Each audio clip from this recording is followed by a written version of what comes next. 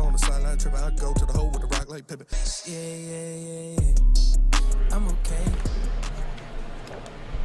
What up, dog? Welcome back to the Woodward Heavyweights. I'm your boy Eazy, my man Spin More Racks. What up, dog? We got Young Sus in the TD booth doing his thing. Shouts out to you. Man. We got a big show planned for you guys today. The Detroit Lions have officially entered. Well, I mean, this roster's still going to change around a little bit. As you guys know, the Detroit Lions have number 2 in the waiver claims. But as of now, we are down to the official 53-man roster. How you feeling about it, Spinny?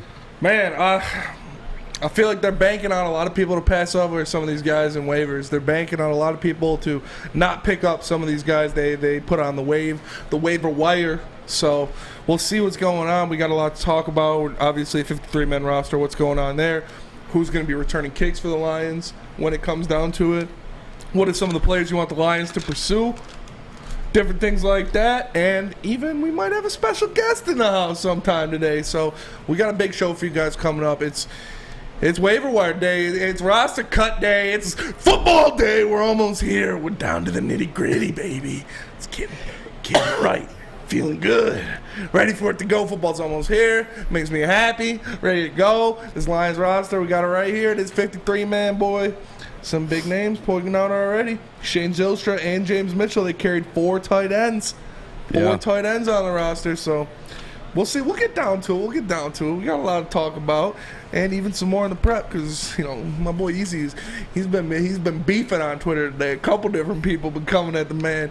Our very own Sean Murphy, because we're not scared to name drop here on Woodward Heavyweights. Yeah, we ain't Sean scared. Murphy. We say full government's in this bitch. Sean Murphy. We ain't scared. So Eazy's got a little beef with that. I'll let him settle that. And Trendy Benson and the boys coming in, my boy Eazy today. Yeah, that was wild. That was wild. I obviously, you guys know I've been a big proponent of both Maurice Alexander and Tom Kennedy, and I made that clear yesterday.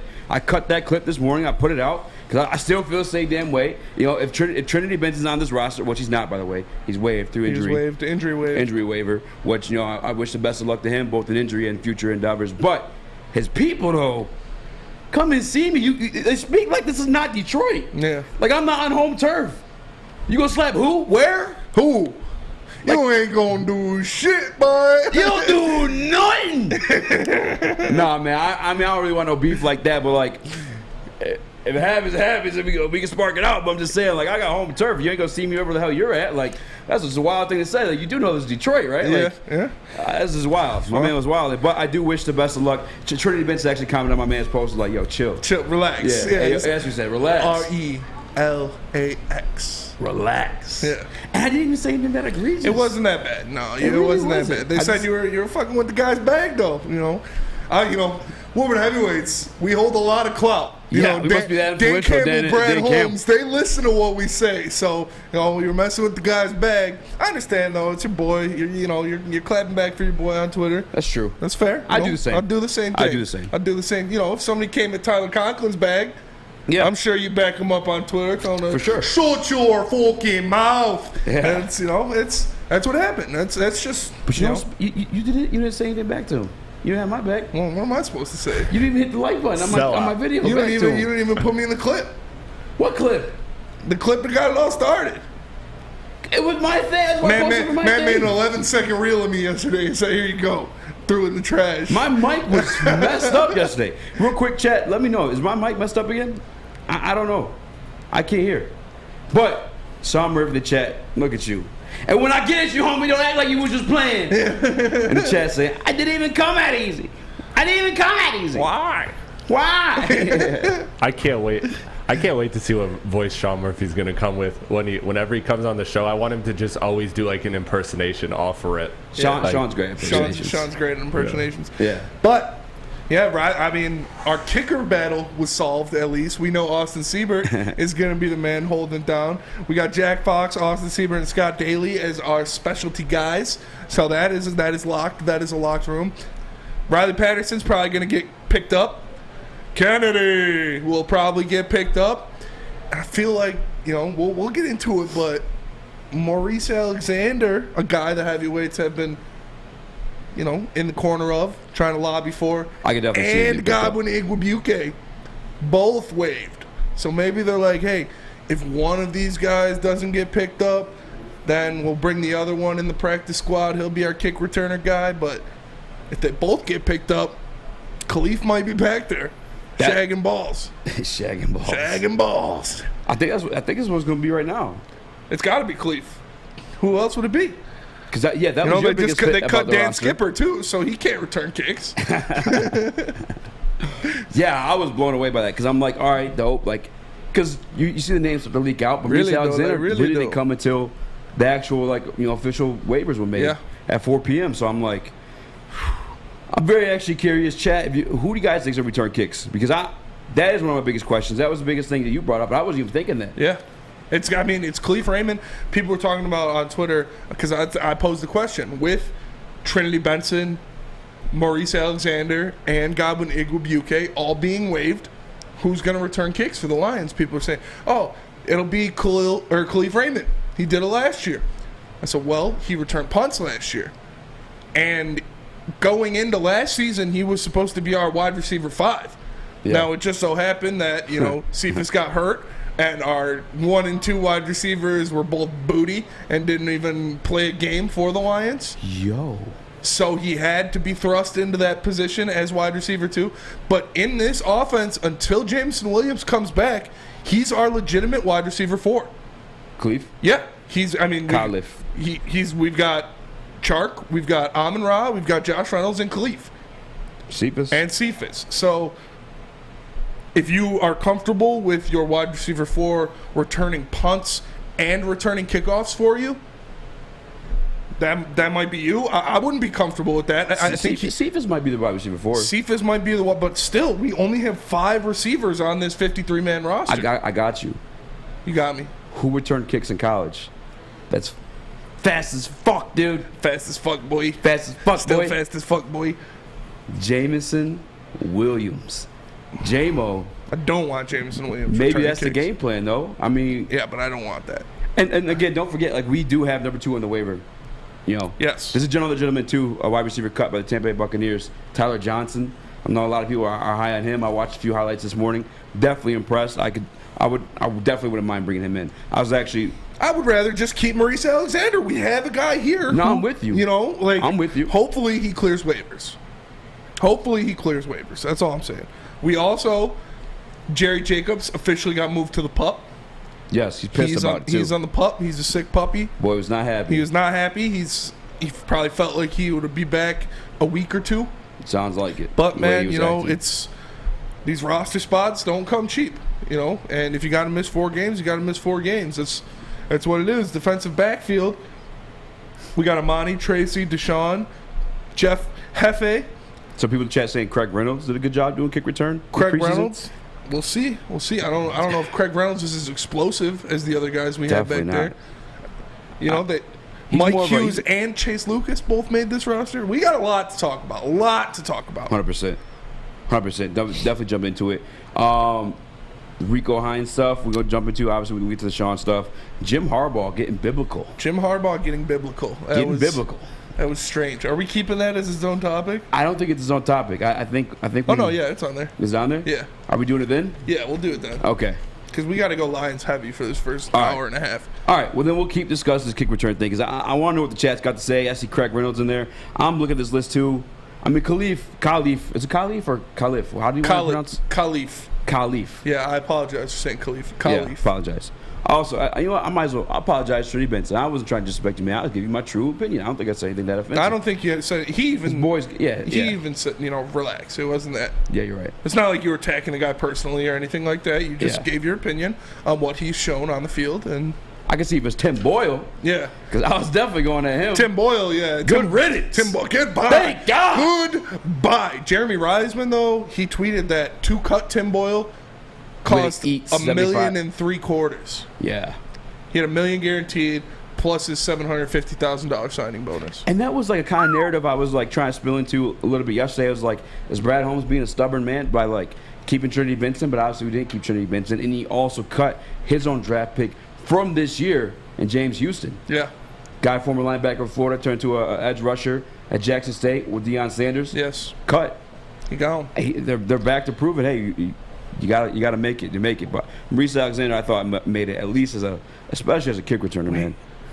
People in the chat saying Jam will not return a kick because they won't risk the injury. Yeah. I don't think he's like an injury. Justin Jackson was straight up released. He wasn't waived. Yeah. Yeah, that one was a little bit of a surprise. I guess his release isn't that big of a surprise more than Jamar Jefferson's making the team. Yes. And I get it because I was there in practice. Jamar Jefferson rushed really well in practice. I'm not going to lie. Just no catches, though. You know what I'm saying? And obviously preseason. Granite hands. Yeah. Tough. I'm confused. I'm trying to see who else we think is going to. There's another guy commented and said, yeah, you guys aren't getting. James Houston's not getting cut. Guess what happened? He got cut. He got cut, yeah. I told you. He waived. Definitely going to be on the practice squad, though. We're going to break it down. Obviously, the fake Eazy, not the real Eazy, got waived. Yeah, he's a big Hard Knocks guy. And this is going to play into Hard Knocks tonight. We're going to see a lot of these. Yeah, do you think they made the edits in time? Oh, yeah. Yeah? Oh, yeah. Because remember when we went to premiere, they're like, they have to have the footage in by 4 p.m. Well, the cuts aren't made until 4 p.m. They probably made them before. Yeah, there's no way they're making us wait a week to see this. Yeah, you're right. They're definitely. Damn, those guys working. Working, bro. Working. Yeah. It's working hard. Shout out to the Hard Knocks guys. They do a lot. Yeah, and they do a damn good job, too. Man, I am. What? This is still wild, man. Like, which one? Maurice Alexander, Trinity Benson, and Godwin Igwebuike all not being on this 53-man roster surprises me. It really does.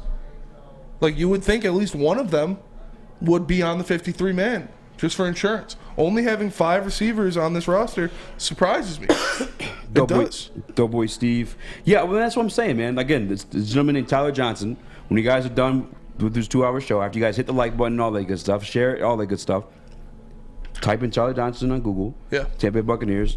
Stud. Looks like a little bit of a stud. They're definitely picking up another wide receiver, man. I got to look around the league. That's something we're going to talk about, too. Who else we're going to pick up. Because that's actually something I'm very curious about now. Because, yeah, you're right. We carried 6 wide receivers last year just to carry 5 into this year. Mm-hmm. And one's already injured. So you have the roster spot open. Maybe it's because we kept 4 tight ends, but I know that Brock Wright's probably going to fill that fullback position up until Compenda comes back. That's what I'm saying. Like, this roster is like just the week 1 53-man final one. Yes. There's definitely going to be some moving around. Big for nothing, Dan Skipper got cut. We kept Sternberg, Brown, Kramer, and Nelson, which is those are all good offensive linemen. So we got to shout out the big boys. Shout out, man. Shout out the heavyweights, my boy, my guy. Who did I tell you guys about? My man Demetrius Taylor. Yeah, undrafted free agent. Made the roster. Sawed-off made the roster. I told you guys. People try to tell me, I'm like, come on, man, I do this. Along with Kaminsky, Oscar, all those guys made the roster. The Commish made the roster. Obviously Bryant. Honestly, though, how did Aiden Hutchinson make this roster? Not playing. Yeah. Aiden Hutchinson obviously on the roster. Michael Brockers. That was one I think some people were like waiting on to see maybe go or leave was Michael Brockers. But I think with the Levi injury, with what's going on there, you got to hold on. Yeah, you got it 100%. Essential. Austin Bryant 100% was making the team. The Commish, Isaiah Bugs, Demetrius Taylor. Honestly, I think were like fantastic pickups. I know that Mike was talking about a little bit of concerns with the interior line. I don't want to say I have concerns, but I'm just not tripping. Like, I think they did a solid job. Yeah. Even going back to that Pittsburgh game, they had that, it wasn't a sack, but my man tried to scramble up the middle of Mitch Trubisky. They're both like, oh. Yeah. Wait up there. Hold on.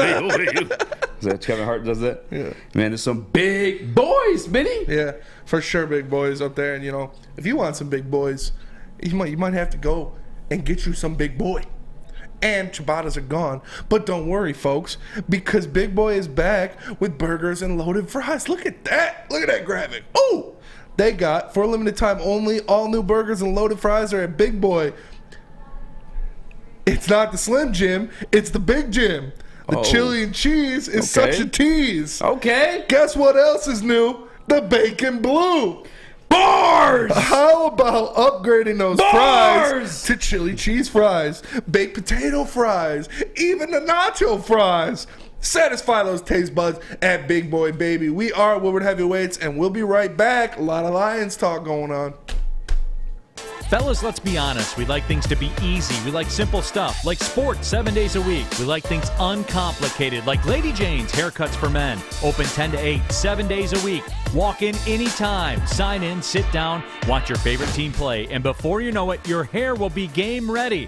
Open 10 to 8, 7 days a week. Walk in anytime. Lady Jane's Haircuts for Men. It's wicked awesome. Life is full of hard choices. We're here to make one of life's biggest decisions as simple as possible. My name is Christina Gennari, and for over 20 years, I've helped hundreds of families buy and sell homes. We cover all of Metro Detroit and more, from large luxury homes to starter homes. We will work hard to make sure that you get the home of your dreams. So if you're in the market today or even thinking about buying or selling in the future, make the obvious choice. Christina Gennari, the obvious choice in real estate. Visit us at soldchristina.com today.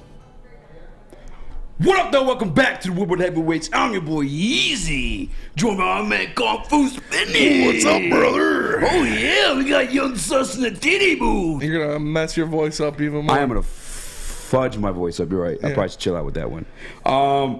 Welcome back to Woodward Heavyweights. I'm your boy Eazy. Joined by my man Kung Fu Spinning. Spin more Rex. We are breaking down the Detroit Lions 53-man roster. Make sure you like and subscribe. Make sure you like and subscribe. Say it.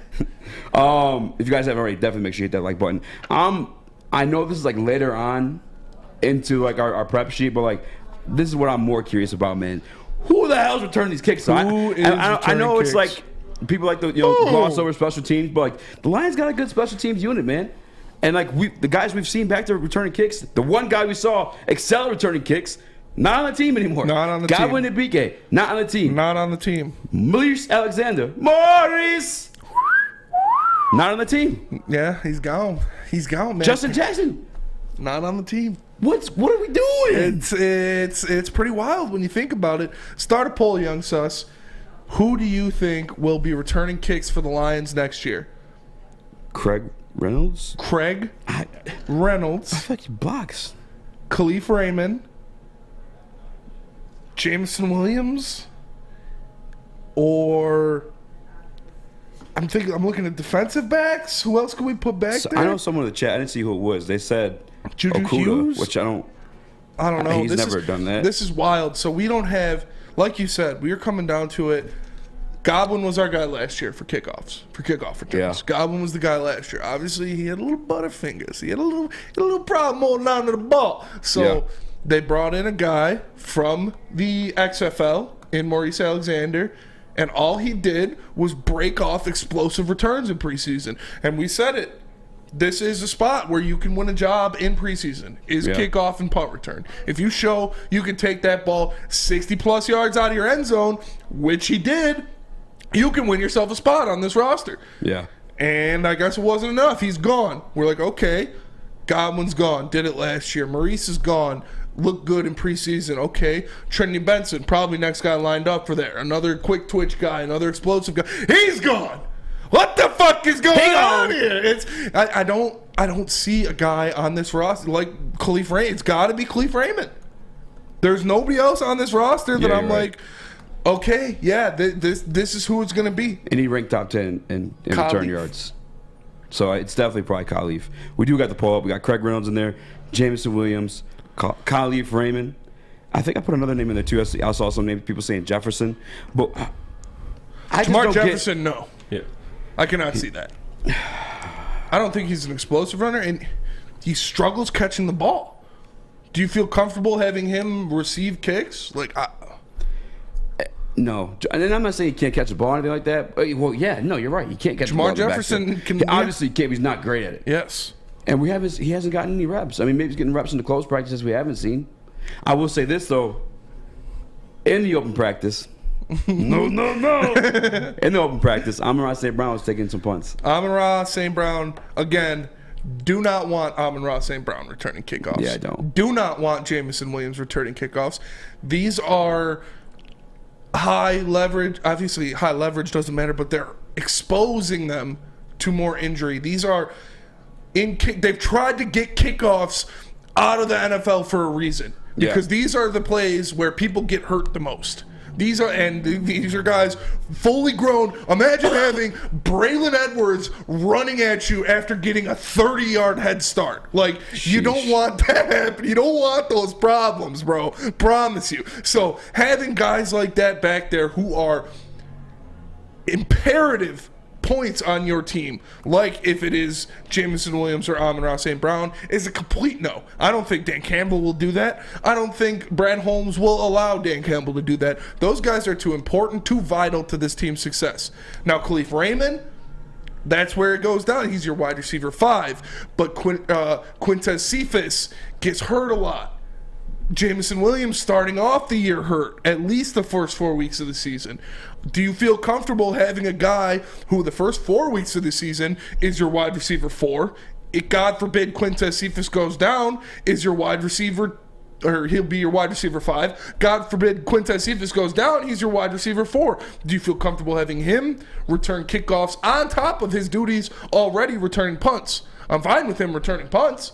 But having him do both on top of being an important part of the offense is a lot to put on a guy's plate, and puts him out there a lot more to be injured. So it's tough. I would feel much more comfortable having a guy like Godwin Igwebuike, having a guy like Maurice Alexander or Trinity Benson, where you know that, yeah, this is what they do. This is what they're going to be doing for the team. If they get in there as your wide receiver 6, that's a plus. But they're on this team to return kickoffs. So it's, man, I don't know. It kind of blows my mind. On top of, we'll get into our biggest takeaways from the cuts in the next segment, but I thought Maurice Alexander showed enough. I really did.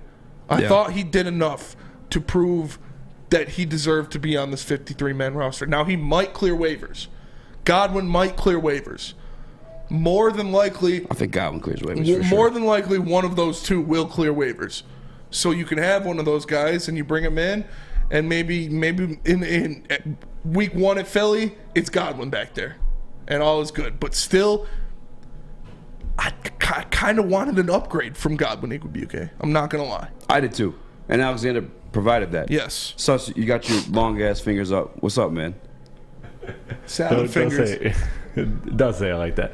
I just had a question because, it seems like the biggest takeaway from you guys is the fact that the kick returner position. How likely is it that the Lions are going to use their waiver spot on that? Because it seems like to me that they're going to use that most likely, considering how high they are on it. Do you prioritize them finding like a backup QB with that, or are you looking to wait and see how the dust settles, who clears waivers, and then grab your kick returner? Like, what's kind of the strategy in the waiver approach that the Lions have? I think that kind of plays into the roster spot. That is a great question. You're looking at the Lions to try to fill that that Tim Boyle hole in the quarterback position. Maybe not. Maybe you're comfortable with the 2 QBs, which, again, I expected an upgrade from Boyle or Blau. Yeah. And now we need to fill that hole of return man, of the 6th receiver. Well, whatever, which filling holes. Filling holes with girth. But, man, that is a very good question, Sus, because this is, what are you going to use that first waiver claim on? Who are you going to go? Are you going to target a quarterback? Are you going to target a wide receiver that can help in kick returns? Are you going to target an interior defensive lineman? Where are you going to go with that first waiver claim? If you were Brad Holmes, 10 shades darker, 200 pounds less, sitting in your office, what decision would you make with that first wide receiver or that first waiver claim? Well, so we have a second, but the Lions first. In terms of waiver okay, claim. I got you. Yeah. In terms of like kick returners, I'm just looking at other guys that got released, and let me make sure this is current. And it is. I mean, he's older, but Tavon Austin, used to be known for returning kicks. Hey. Pharaoh Cooper. Duke Johnson's out there. Yeah, Pharaoh Cooper. There's just not a lot of guys. I think it's going to be Raymond, in terms of just speaking purely like as a kick returner. But there definitely were a lot of QBs that got released today that I'm very curious about. Kellen Mond got released today. Yes. If we're talking about just finding another backup quarterback. But, I'm cool with going into the season with 2. Are you? Kind of. I'm still not sold on David Blau. For sure. No matter how hot his Colombian wife is, I'm still not happy with him being our backup. Because if Jared Goff goes down for any period of time, our season's over. Outside of a couple weeks, for sure. But if he goes down, maybe he rolls his ankle, strains a calf, something like that. Has to miss 1 to 3 weeks. I want somebody in there that I'm like, we can win a game with him. We can steal a game with our backup in there. If David Blau is our backup, I don't have that confidence. If Jared Goff goes down for 1 to 3 weeks, say Jared Goff goes down 3 weeks, high ankle sprain, we're losing all 3 of those games. No doubt in my mind. Yeah. And I would rather have somebody back there that's like, okay, we have this guy. He can make some plays. Maybe he can go out there and get us a dub.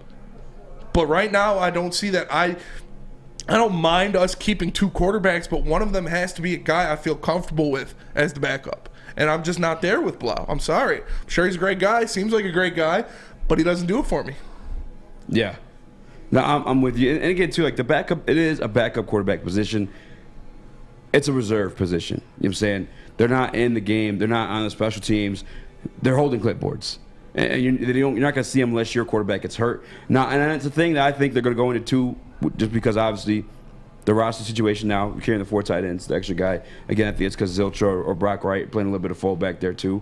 But it's not a big deal. If they do address it, whether it's like trade or off the waiver, I don't think they're going to do it until they actually feel that they're competing. Yes. And you heard Dan Campbell when he was talking to Frank Reich. Mm-hmm. Hey, I appreciate you doing this, man. Like, my guys can really use the work. You know what I'm saying? Like, he knows we're not there yet. Hopefully we can do something for you too. You know? Yeah, exactly. You know what I'm saying? So, like, I'm done tripping over the backup spot. I just wanted to make sure it wasn't Tim Boyle because goddamn, that guy, how does he get a job? Yeah, it's Tim Boyle's gone. He's not in the league. He's not going to get picked up. He'll be in the XFL playing for Dwayne the Rock Johnson. But it's tough. I'm not worried.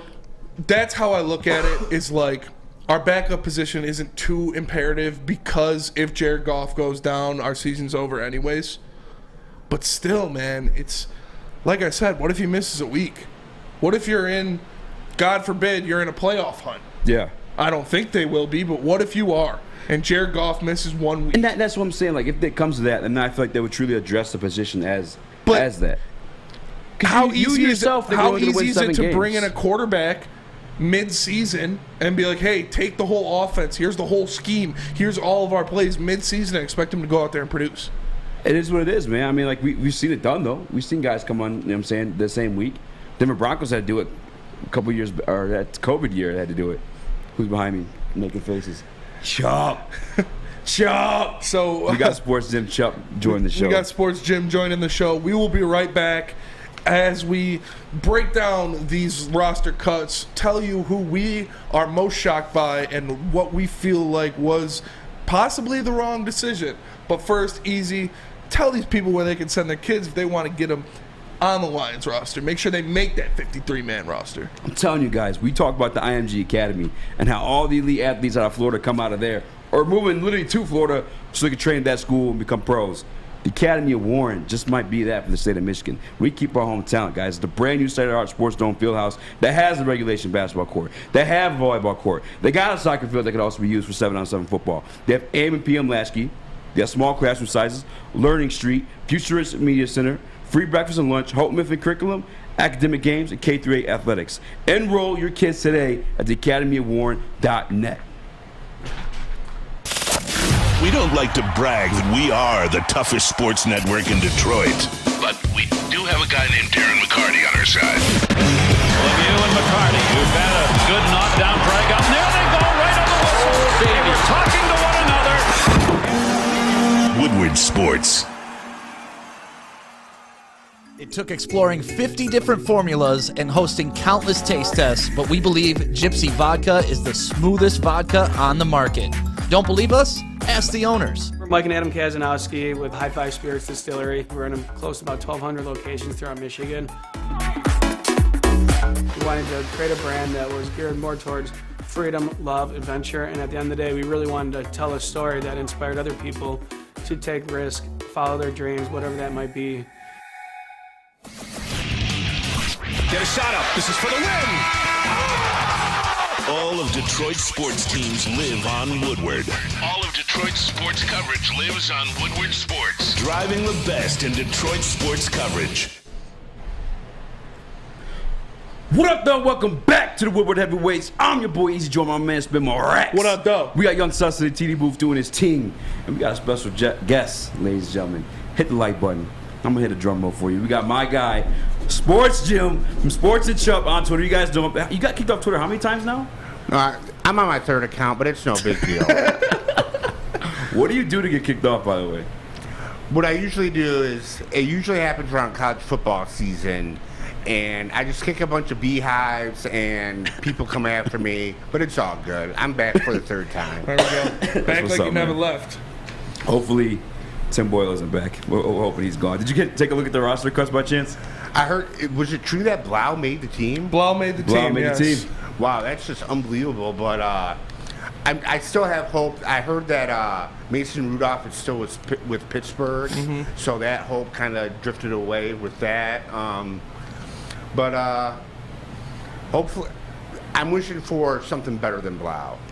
Yeah. Yeah, we were just talking about that. Yeah, we really want something better than Blau, and we're not seeing it. We just also got done talking about the kick return situation, what's going on there, because they waived Maurice Alexander, they waived Godwin Igwebuike, who had that role last year, and they waived Trinity Benson. So right now it's looking like Khalif Raymond is going to be returning kicks for the Lions, which he's very capable. I'm not doubting him at all, but I don't know if I want to give him that much exposure on the field. Like, he's already doing punts. He's already going to be a part of this offense. How do you feel about the Lions' kick return situation now with these cuts? Well, those cuts, they seem like they were coming, but with Raymond, he adds depth to the wide receiver position, but I think he'd be best utilized as a special teamer. I'm with you. 100%. He'd be best used as a special teamer. Yeah, I agree. You know what's funny? Looking at you in that ketchup costume with the green mic. Do you guys remember when we did that colored ketchup? They had like the green ketchup and stuff like that. Yeah. Oh yeah, that's for the kids. Yeah. The purple ketchup and stuff. I wonder why I got rid of that.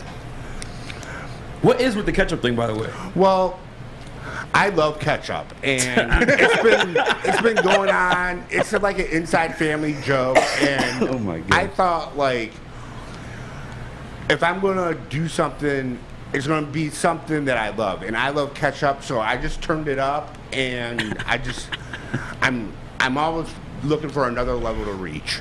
We see you see your arm there. You got some. Oh yeah, you work. hit the slide. Yeah, what? You were down in Belle Isle. Yeah, Belle Isle was awesome. I would totally do it again. I recommend everyone going down there. It was, the park ranger let me cut in line. He called me a local celebrity. Everyone was cheering for me. They were all chanting ketchup. I gave in to peer pressure. The side of the slide that's closer to the stairs, they water down to slow you down in those potato sacks. Yeah. But the further you go away from the stairs, the faster you go. Oh, okay. And I'm a man of the people. I gave them what they wanted. I went down the fast lane, and you got scars. This is what I got. Yeah. Gang. Got ketchup spilling out of your arms. All right, back to Detroit Lions roster though. That's awesome. Everyone in Lady Jane's is looking like, what the hell's going on in there? Other notable guys who made the team outside of cuts, I want to give a shout out to my guys, Demetrius Taylor, Sawed Off made the Chase team, Lucas. your boy. Chase Lucas, that's hype. Yes, sir. Chase Lucas and Mike Hughes both make this team. AJ Parker is the guy who got the axe. He got the wave. He got the wave. Goodbye. Are you surprised that AJ Parker was the one that left out? I don't want to say surprised per se, but I don't want to say surprised, no. Because I think Mike Hughes, I'm saying, obviously made the team, and I think he performed in the Pittsburgh game especially pretty good. You know what I'm saying? I'm not going to say extremely well. No one actually stood out. Jeff Okudah had a pass breakup, which I was impressed with. But Chase Lucas, out of all those guys in the slot, and I get it, much like the Tom Kennedy thing, he's going against second stringers, third stringers, but nonetheless, he performed. So Chase Lucas, I'm just happy he made the team. Now, AJ Parker, he was a starter last year, undrafted free agent. He's probably going to clear waivers and be on the practice squad again. And if we need him, we go and pick him up. For sure. I'm not really tripping off him being cut, though. It's not like he was a elite cornerback, you know. And no disrespect to him, but he just wasn't like elite enough to miss or cry or bitch about. You know? Definitely. What about you? How do you feel about it? I don't mind it. I'm happy my guy Chase Lucas made the roster. We see a lot of that. Mike Hughes they brought in to be that guy, so I feel like he had to make this roster. And like you said, AJ Parker is nothing crazy, not some spectacular dude that we're missing out on. He is a guy that, you know, at times got abused last year. So I don't think we're missing out on a whole lot. I'm happy Chase Lucas made the roster. I think he could potentially fight for that starting spot. So we're going to see what's going on there, and we'll see. How do you feel about Chase Lucas? We've seen a lot of him in Hard Knocks. He's been chirping at people, making a lot of different calls. How do you feel about Chase Lucas making this roster? You gotta love the chirping, because that's what Dan Campbell preaches, and you gotta love the passion, and I can feel that. But I've been behind a keyboard and looking at double screens all day. What happened with the linebackers? Linebackers that made this roster. That's good talk. We have Anzalone, Malcolm Rodriguez, Chris Board, and Derek Barnes. So Pittman got cut. Josh Woods and Aquara too, but obviously they're more edge guys. I love defense. I played outside linebacker. I started my first game on varsity. There you go. And I got blown up by a fullback the first game against Lakeview, and I never saw the field again. So, there's a special place in my heart for linebackers. So that's why I would say thank you so much for giving me that update. For sure, yeah. It's looking like it's probably going to be Alex Anzalone and Malcolm Rodriguez as the starters. I mean, Derek Barnes still might have something to say about that, but we talked to Mike yesterday. He expects Malcolm Rodriguez to make that starting spot, so we're excited for it. Yeah, how do you feel about Malcolm? We're big Malcolm guys. I'm a big Malcolm fan myself too. Yeah. Like, just from Hard Knocks especially, like, he's one of my favorites now. For sure. Yeah, we got a lot of. He got highlighted in Hard Knocks a lot. He's the man. He's the man. I'm curious to see if he's going to start, man. Actually, we got that depth chart. Can you put that up on the screen? This is obviously not official. This is from a gentleman on Twitter. I was tagged on this. I got to find out who tagged me because I got to shout them out. But, damn, I cannot see it with my eyes. I got to wait for it to pop up on my little YouTube screen here. Edge, we're looking at Aiden Hutchinson, Charles Harris. Defensive tackle, we got Levi and Aleem. Linebackers are Chris Board, Alex Anzalone, and Julian Okwara. So I'm wondering though. You guys think Malcolm's going to start? I do. Yeah, I think too. Like we saw in the Pittsburgh game. Did you watch the Steelers game? Yeah. I think it's going to be a lot more like rotational than like we think. Yeah. You know I think Anzalone's going to stay in there as the mic. Obviously quarterback that position a little bit, because if you guys don't know, the Detroit Lions, our defense is predicated off the safeties. Safeties are the guys making the calls typically. For sure. That's why Sean Elliott was excited to come here, because our defense ran through the safety. But I think that the Will spot is going to rotate a little bit. Will spot's definitely going to rotate, and that's what they had Malcolm running. That's what they had him playing. Obviously, like Barnes are good too.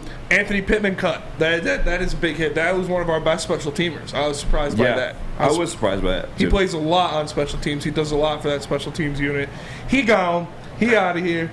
Another guy, like you said, James Houston didn't make the cut. One of the draft picks this year. Man, it's tough looking at this list. There's a lot of guys out here that did not make the cut. With AJ cut though, out of the nickel cornerback spot, do you think Lucas has a chance to start? Or do you think he's just I do. I really do. I think Mike Hughes will be the starter week one. Just because he's the veteran, he's the guy they brought in there, he's the guy they paid. But I think Chase Lucas has the potential to beat him out. I think he was already beating him out in camp, honestly. He was making plays. He looked pretty good. So we'll see. There's going to be still a lot of turnaround. We don't really know the official starters yet. We'll have to wait and see for that. But, yeah, I think Chase Lucas has a lot of potential to get that starting role, to get that starting spot at that nickel corner position. So, yeah, and I want to give Brad Holmes some credit, too, because, again, yesterday I tried almost painting the narrative that he's like a little bit stubborn, because I thought we were going to see Trinity Benson on his team, which we didn't. But I was giving him a little back talk, for being stubborn. But no, Trinity Benson's cut. He's not ashamed, again, to cut the guys he's brought in, his acquisitions. I feel good in that. I'm not saying I feel good that James Houston's cut. Obviously, as a draft pick that didn't pan out, and maybe who knows? I bet he clears waivers and we see him in the practice squad. But the fact that he manned up and did do that. I think and again, we've already known we like Brad Holmes, but I think we got a damn good, solid-ass GM. So, Jim, we did have a talk about the wide receiver situation, what's going on, and same with the quarterback room. Obviously, you've expressed your dislike for Blau, as have I. Boyle's gone. The Lions have the second overall waiver priority. They can go out there and get somebody before 98% of the league. Who do you want to see them go out and get? Do you want to see them go out and try to get a quarterback? Do you want to see them get a return guy, another wide receiver? Who would you like to see them go out and grab? I don't know. I don't know if he was waived, but if I could just rub a lamp and make a wish, I would wish for Cam Newton. Cam Newton, yeah, we don't even have to use a waiver on him. We can just sign Cam Newton. I've been talking about that for a while. I wouldn't mind seeing Cam Newton back here either. I think it would only polish Goff even more, and it gives us an insurance plan. Yeah, definitely. Definitely, that's a guy you can bring in. He can make some plays. I almost feel like he's like always going to be available though, if needed. Yeah, that's what I'm saying. I'm not tripping about having these two quarterbacks. Yeah. I'm sorry. Shout out to my guy Adham Beydoun the morning show. You guys catch them from 8 to 10. But I'm not tripping about the two quarterbacks because I feel like Cam's gonna be there chilling. Like I think you bring him in now as a backup, that it becomes a little bit of an issue. He isn't a wallflower. He's flamboyant. He's boisterous. He's gonna command attention from the fans. Like we obviously all want him. He's a former MVP. Like I think football is very much a chemistry team sport, and I think he would just rattle that a little bit before we're fully on course. So, like, I wouldn't necessarily bring him in until we needed him. And that's why I'm kind of cool with us just chilling with these two quarterbacks now until it's needed. Yeah. I don't know what they're going to do with that first waiver take. I'm excited to see what goes on. Because, like you said, I wouldn't mind seeing them pick up one of these quarterbacks, whether it's Kellen Mond, whether it's Carson Strong, whether it's, I don't know how to Strenner, or however you say his name, the guy from the Jets. Or if they go after a Tavon Austin, somebody that can return some kicks, or they get more depth on that defensive line in that defensive line position. It's tough. We're going to see. They have a lot of decisions still to make. They have a lot of choices they need to go through. But I believe in Brad Holmes. I think he'll make the right choice. Yeah, in terms of receivers, Mohamed Sanu's out there. Obviously gave you guys Tyler Johnson, but we got to pay some bills real quick, Spinny. Why don't you go ahead and tell us about Planet Fitness? Yeah, well, I mean, as you guys know, we broadcast this show live from the headquarters at Planet Fitness, the Planet Fitness Studios in Birmingham. And right now, you can get your Planet Fitness membership for only $10 a month. Planet Fitness is the home of the judgment-free zone where you can work out in a non-intimidating, judgment-free atmosphere for just $10 a month, or the Black Card for $24.99. Black Card members enjoy the use of amenities such as unlimited tanning, hydro massage, massage chairs, and total body enhancement, along with access to over 2,000 locations worldwide and unlimited guest privileges. Join in club or online at planetfitness.com. It's Planet Fitness, where fitness is essential. We are the Woodward Heavyweights. We will be right back. At work and at home, we're there with smarter security solutions. Featuring complete automation with customized alerts and more. For over 90 years, we've been the company that's been counted on to protect what matters most, all with personalized service and care. Right now, for a limited time, receive a free video device plus free installation with a new home system. Guardian Alarm. We protect Michigan. When you need apparel, there's only one place to go. Big Frog in Novi. With no setup fees, no artwork fees, no minimum, and a 24-hour turnaround, you can have your whole team outfitted in no time. Embroidery, direct-to-garment, vinyl, and screen printing, Big Frog has it all in all the styles you want. So whether it's a sports team, fundraiser, school event, or corporate needs, Big Frog is your one-stop destination. Visit bigfrog.com/Novi or call 844-4-BIG-FROG. Guys, at Alta Equipment, uptime matters. Alta Equipment has everything you need to get the job done. You have a big project coming up? Alta Rent has you covered.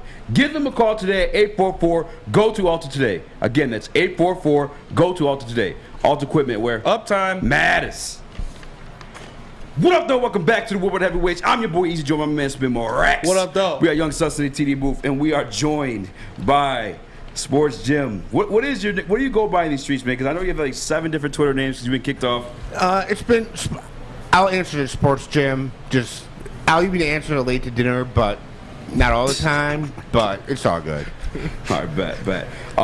During commercial break, we had a good question come up in the chat, and they asked, who gets cut once Jerry Jacobs comes back? Yeah, I think it's Bobby Price. Bobby Price? The price is wrong, bitch. I think that's who has to get out of here. I mean, you're not going to get rid of it. You look at the defensive backfield. you're not going to get rid of Chase Lucas after keeping him. You're not going to get rid of Kirby Joseph. He's shown a lot of heart. Will Harris, although he missed out on his job, he's still back there. He's still a viable option if someone goes down. So you're not going to get rid of Iffy, even though everybody thinks they're going to get rid of Iffy. Maz thought it. Dave Burkett thought it. I don't know what this Iffy slander is going on. Yeah, it's wild to me. It's pretty wild. So I think Bobby Price is the one that ends up getting the axe once Jerry Jacobs, the man, comes back.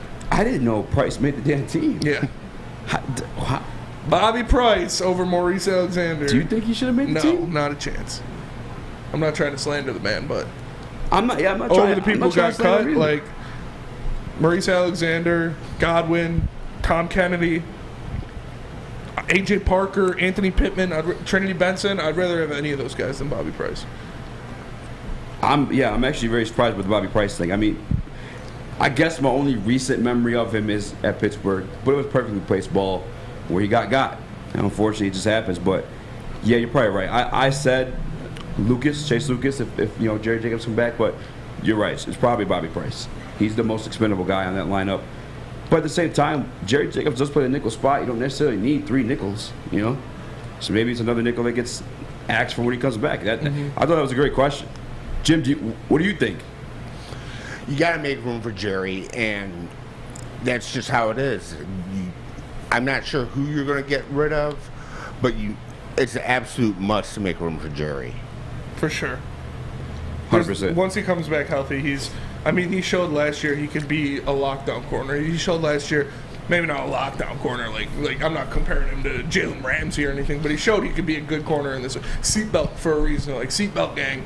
They've got fan clubs for him, so you got to make room for him. There are guys that you can X off. I think Price is the one that definitely the one that needs to go. Yeah, actually, can you make that a poll if you can, Sus? Who gets cut from this team once Jerry Jacobs comes back? Because we know he's close to it. Unfortunately, we have to wait the 4 weeks to see it. He's in a pup blitz officially. But I am very curious. I thought it was a great question. The Iffy stuff, I'm with you, Nate. Leave Iffy alone. It's not even... Leave Iffy alone! Anytime this young man's gotten in the game, he's produced for us. There's no reason to cut him. He's a 3rd-round pick. That's a promising pick. Mm-hmm. He's a big body guy. He's up until the Devontae Adams 1v1 matchup, which, by the way, it's Devontae fucking Adams. And Aaron Rodgers happened to be the guy throwing the ball. That's the only play I can think of where he's actually got beat. I think him as a safety, I'm excited about the prospect of him as a safety because I don't necessarily know if he's a thumper. I don't know if he's a big hitter or not. But I for some reason, it reminds me of Cam Chancellor. I think it's just because he's a big guy. Yeah. But he obviously has the ball hawking skills of a cornerback. Let him play safety, bro. Yeah. Let him play safety. I think it'd be nice. And if you guys pay attention to our base package for the Detroit Lions, it's more so 4-2, where you have almost a 3rd safety out there kind of roaming the field. For sure. And he's perfect for that. Who are the options you want me to put in the poll? Put Bobby Price, Kirby Jones. No. Put Bobby Price, Chase Lucas, Juju Hughes, and Shane Zylstra. Why you keep throwing my man Shane? You just do Bobby Price and it'll probably be another corner, no? Bobby Price, Juju Hughes, and Chase Lucas. Yeah. I like those options. I gotta assume those would be the more accurate ones, right? Yeah. 100%. Lions do ride 92 vet. What a name. Cam Newton's a cancer in the locker room. I don't want to say he's a cancer, but I'm with you. I don't think he's a great example or a great guy to have in there. I'm not saying he's a POS either. Yeah. He's garners too much attention. What do you think about that? You were clamoring for That's Cam. a great point, Eazy. The too much attention is it might bring in He's an wearing ego. a suit. It might bring in too much ego, and you don't know what he likes on his kneecaps. So maybe some ketchup. Maybe you want some fancy that's ketchup. That's what I eat with my kneecaps is ketchup. Absolutely. For sure. That's fair. There's not much more you can put on kneecaps to make it any better than ketchup. I'm with you. They move Iffy to safety. Yes, God. They move Iffy to safety. Easy, soft Yes, as God. fucks as Yes, Randy. Lord. Randy, you're a bitch. Hey, yo. At birth. Whoever said Tim Boyle is better than Blau, just stop watching football. I didn't see who said that, but they probably should stop watching football. Yeah, Tim Boyle. I agree. Tim Boyle's big cheeks. He couldn't hit a receiver. Yeah. That was 10 yards in front of him. What was the third name other than Price and Lucas? Price Lucas, and Juju Hughes. You know what? Put Hughes. Just put Hughes. What about Mike Hughes? Yeah, just I put can see Mike Hughes getting the axe. Hughes squared. There you go. It could be one or the other. I'm with it. I'm just, I don't think he impressed anybody. You want to talk about Sawed-Off? We can talk about Sawed-Off.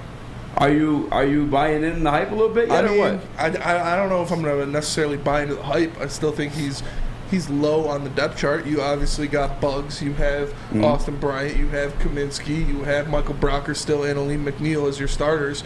So I'm going to need to see it out of him before I buy into the hype. But him making this roster is definitely a good sign. You talked about he was impressing people. He was impressing the coaches. He was doing things like that. So you like to see that. But I'm going to need to see it on the field before I buy into the hype of Sawed-Off, of Demetrius. I need to see it on the field. I need to see him do something tangible, put his hands on somebody, throw him in the dirt, make some plays back there before I really get hyped. But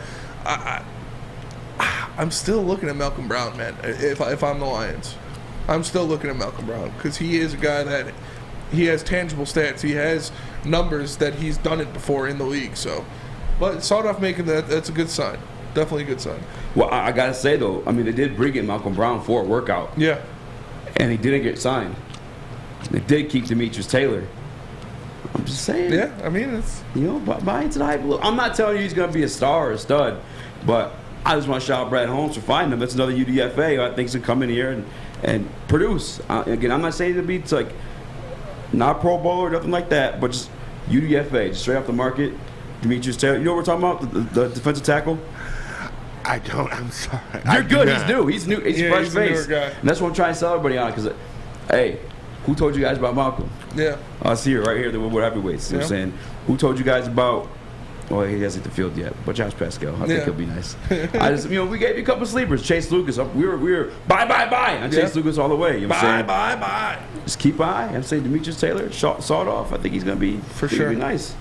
He'll be nice. Because I'm looking at the interior guys right now though. Aleem McNeil, Michael Brockers, John Kaminsky, Isaiah Bugs. Levi, when he does become available, I think he's going to get a lot of PT, man. I really do. Isaiah Bugs, a nice piece, too, though. He's going to have to get a lot of PT because he's going to have to show us he's worth carrying when, if he's injured like that. 100%. So, I don't mind it. I think he can go out there. He can make some plays. Obviously, all of these guys are going to have some serious PT on this team with Levi out, with Romeo out, with Julian out, with Josh Pascal out. These guys are going to have to step up. They're going to be rotated in and out throughout the entire game. We're going to need to see them do something. Are you scared, Jim, for the Lions' depth on that defensive line? Because it was a plus coming into the season before training camp. We're like, wow, they've got a lot of guys that they can rotate in and out. But now with all these injuries, are you scared that with their lack of depth? Absolutely. There's only so much that Hutchinson can do, and the interior guys protect the outside guys. They eat up all the blocks, and you need to build up that depth. Yeah, for sure.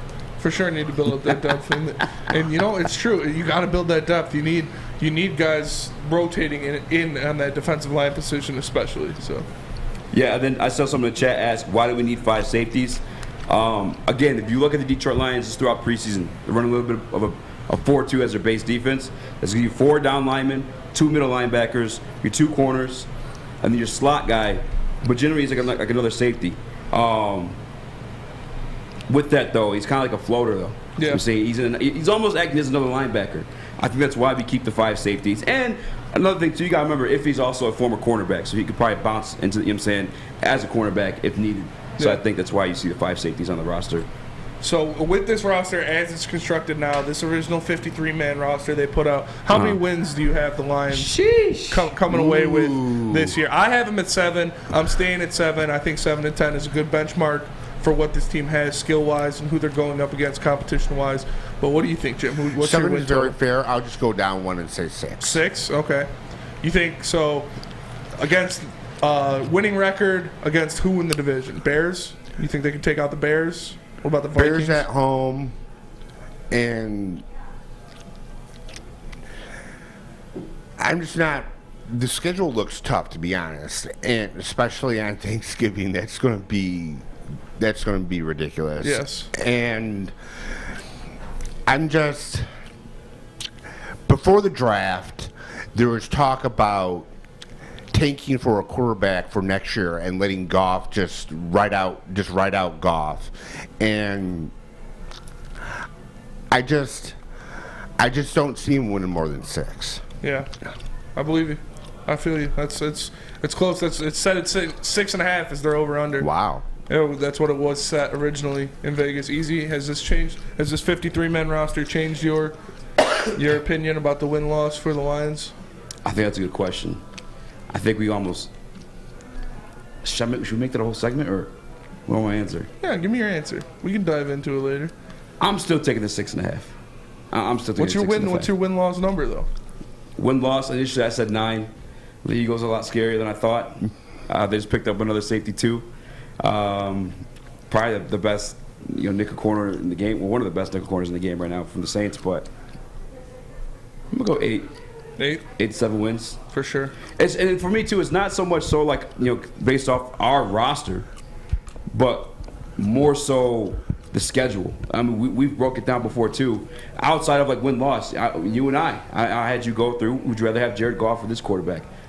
You had a lot more Jared Goff than the others. You know what I'm saying? Like, this schedule doesn't present a lot of challenges for us offensively, and I think that we can take advantage of that. There's a lot of guys on the same side when that team has the ball that cough up a lot of games. For sure. And I think that benefits Detroit Lions. I think it benefits us too because we've had a lot of those heartbreak losses last year, and these guys don't want to experience that again.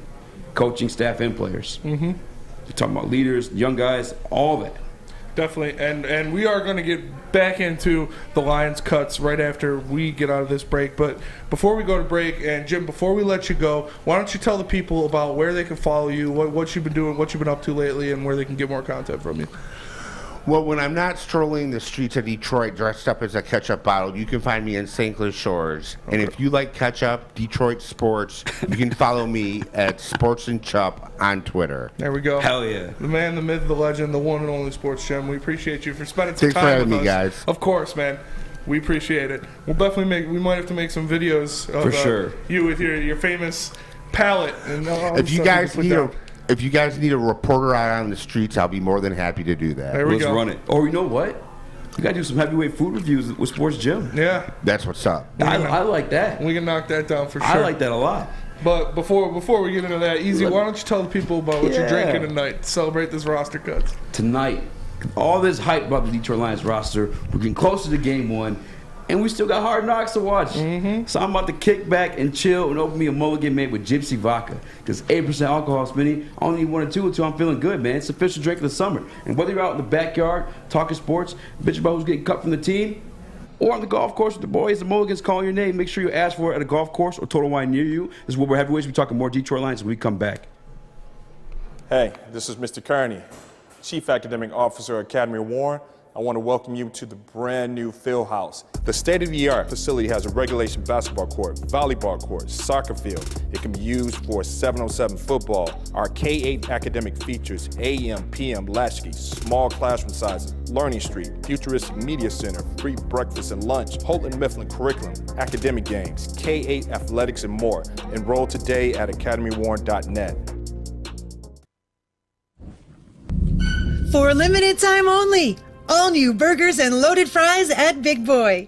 It's not a Slim Jim, it's the Big Jim. The chili cheese is such a tease. Guess what else is new? The bacon blue. How about upgrading those fries? Chili cheese fries, baked potato fries, nacho fries. What will it be? Satisfy those taste buds at Big Boy. 3 NBA championships. Detroit fans were there. 11 Stanley Cups. Detroit fans were there. 4 World Series wins. Detroit fans were there. And that one Lions playoff win in 1991. Yeah, Detroit fans were there. Woodward Sports, where the fans are. You guys, don't let these cameras fool you, man. I tell you time and time again. IMAY, man. It was all thanks to Chili Peppers Tan. I made it look so beautifully Brazilian bronze and gold, man. Chili Peppers Tan, they'll beat all competitors by $5. $5? $5, Spencer. They got the hottest balls, the hottest deals, and the darkest tans at Chili Peppers Tan. Chili Peppers Tan. What up, though? Welcome back to Woodward Heavyweights. I'm your boy, Eazy Joe, my man, Spin More Racks. We got Young Sus in the TD booth. And we are also joined by the man, I'm going to say legend at this point, of the Morning Woodward Show, Adham, Beydoun. What the fuck are you guys doing? Huh? You explain that to me. Throw me it. He gave us ketchup packets. He gave you He ketchup did give us free packets? ketchup packets. He's a cool guy, man. Sports Gym. Sports Gym. Who?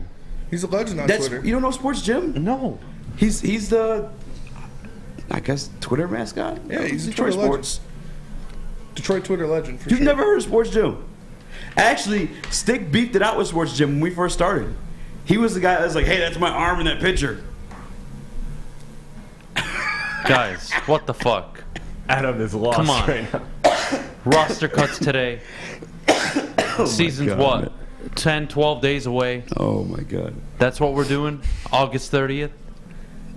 Boys, if it's rough, Easy told me about it 10 minutes we can have a before brainstorming session or something. 10 That wasn't minutes it. before the show started. Oh, yeah, we got him coming in. I was like, oh, okay. How long was he on? 2 segments. Jesus Christ. He should have cut that after 3 minutes. Joey 2 times says, Adam about to put Eazy and Spence on waivers.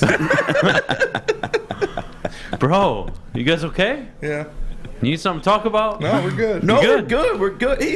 He talks sports. He's got a big following. I swear to God, he ever steps in this studio again, I swear to God, I'll fucking take a baseball bat to his head. Only if you have a mustard There'll suit be on. ketchup coming out of his fucking head. Jesus Christ, man. What's tomorrow? Mustard dude? Who's next? Tomorrow's hot dog guy. Fuck. We got. I have nothing to say. I really don't. I'm gonna buy you a mustard suit for next time that happens.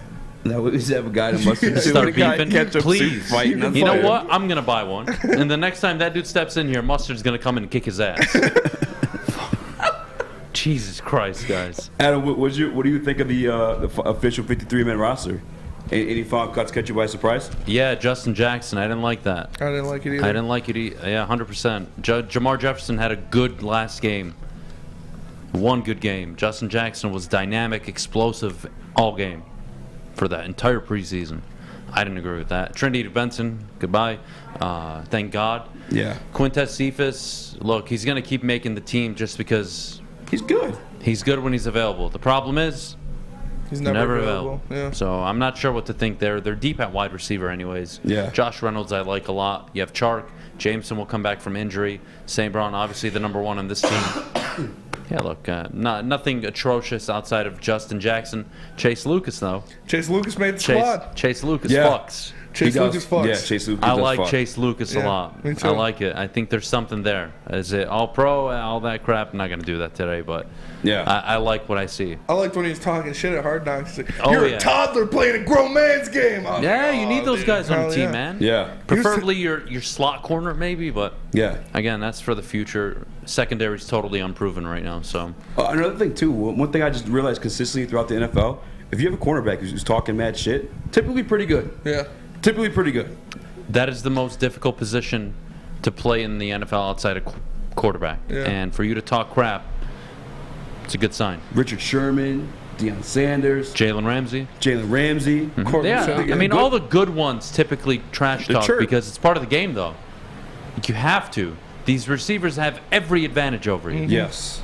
Like, you got to do something to throw them off their game. Yeah, for Yeah. Or sure. do you just go up to Justin Jefferson? Hey, Justin, I think you're a phenomenal wide receiver. Have a good game today, buddy. That's what And Calvin then he used to burns do. you for 200 yards. Yeah. Calvin's different, though. Yeah, that's true. Calvin's different, but yeah. Yeah, Calvin's so good when they shit talk him is like, Hey, dude, yeah. like, Okay. you know how tall I am? Yeah. yeah. Like, it You means could nothing. jump and I'd still catch the ball You know, I over can you. catch a 100%. touchdown over 3 of your teammates right Dude. now. Oh man, he was just so. I'm getting goosebumps even thinking about like some of the plays. I'll never forget. Were you guys upset with any of them? It's not like a big one to be upset about, but Maurice Alexander, Nah. only because like, what is the answer at kick return at this point? You know, what do you think? Khalif Raymond, maybe. I mean, like that's the only solution. Yeah, but we haven't even seen him. I'm sure he can do it. I'm not saying he can't, but like, I mean, he did it last year. So. Some people were saying Craig Reynolds. I thought that too, but I looked at the stats. He only did the punt returns last year. Yeah, you just need him not to mess up. That's what a punt returner's job is. Yeah. Like, can they return 7-8 yards every time? That'd be nice, but just don't drop the don't drop the punt. That's it. Yeah. That's your job. Don't fuck it up, and don't let it bounce. Yeah. Far out from the end zone, and then you get us pinned. So it's a tough job, though. Yeah. 100% with you. No, Maurice Alexander probably the one I'm upset with. Anthony Pittman was a little bit of a surprise. I can't say I'm particularly upset with it, but just a little surprised. I believe it's one rookie that Brad Holmes drafted that was James Houston. James Houston. Yes. Houston. So not surprised. He was a 7th? 6. 6 no, or no, 7? No. He was 7th with 4th. Lucas. No. He was a 7th round pick with Lucas. Was he? Wasn't he? He was I'm late. pretty sure. I know he was late. Could have been 5th. It went Aiden. I'm looking up. It went Jamison, Pascal, Kirby Joseph, James Mitchell, and then Malcolm, James Houston, and Chase Lucas, or vice versa at the end. I'm pretty sure it's a 7th round pick. And that's a guy too. I think round. Sixth round. Okay. Yeah. That's a guy that can clear waivers for sure, and like, because very much so, he's a product. You know what I'm saying? He's got to develop a little bit. Yeah. He played like a linebacker, off-ball linebacker at Florida. Then he went to Jackson State. They turned to an edge rusher.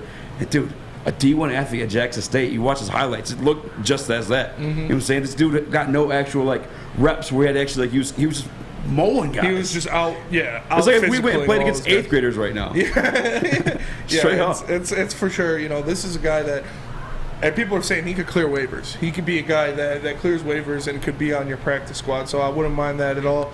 But yeah, obviously Tom Kennedy kind of sucked, but I'm not mad about it. But I was kind of mad about it after I saw them cut Maurice Alexander and Trinity Benson along with Tom Kennedy. That doesn't really make sense to me. They're only bringing 5 receivers into this team. One of them is Quintez Cephas, who hopefully we get 6 games out of him. You know, 5 is more than enough. Yeah. Think about the offense. Run first, pass second. Yeah. Run first, you're going to have 2 tight end sets. Hell, you have a tight end in the backfield sometimes. We do have 4 tight ends. That's more than enough. I think you have to look at it optimistically, too. You line up, you got your 5 offensive linemen, quarterback under center. That's 6 players already. So now you have 5 players to work with. You typically want Hawkinson out there on a pass play. Yeah. Right, so now you're limited to 4. Well, you got a running back in DeAndre Swift, Craig Reynolds, etc. Someone in the backfield unless you go empty set. Yeah. So you really only have 3 receivers out there ever at a given time. And it's going to be St. Brown, it's going to be Chark, and it's going to be Reynolds. So you're not going to miss much. You're going to go to 2 tight end sets often. So then you probably leave St. Brown in there along with Chark, put Reynolds on the bench, whoever can run block better. Yeah. But I'm not too worried about that. Even then, too, like once JMO's back, you're right then back you're at done. 6. Then you have like good luck figuring out how you're going to put people on the field. Yeah. Like Actually, that's tough. Who do you think gets cut when he does return? None. They keep him. No, I'm saying though, because you know what I'm saying, the exchange. So he's going to drop in the roster? Yeah. 100% Reynolds will drop. I think he'll be in more 3rd down situations. You'll see Jamison Williams early on in 1st, 2nd down trying to stretch the field. I don't think you'll see him on 3rd down until him and Goff probably have some better rapport. Yeah.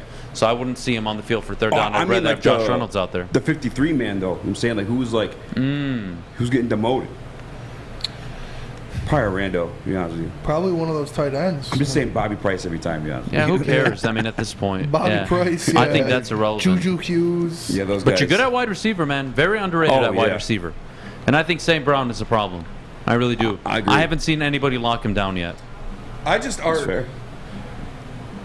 The kick return, like, is it going to be Khalif Raymond? Is that his role? Because going into the start of the season, he'll be your 4th receiver, and if you're going to have him I think returning Cephas is the kicks, 4th receiver, though. Honestly, I think Khalif, however you pronounce his name, he's more a gadget guy. Cliff. If he's in the game, Cliff.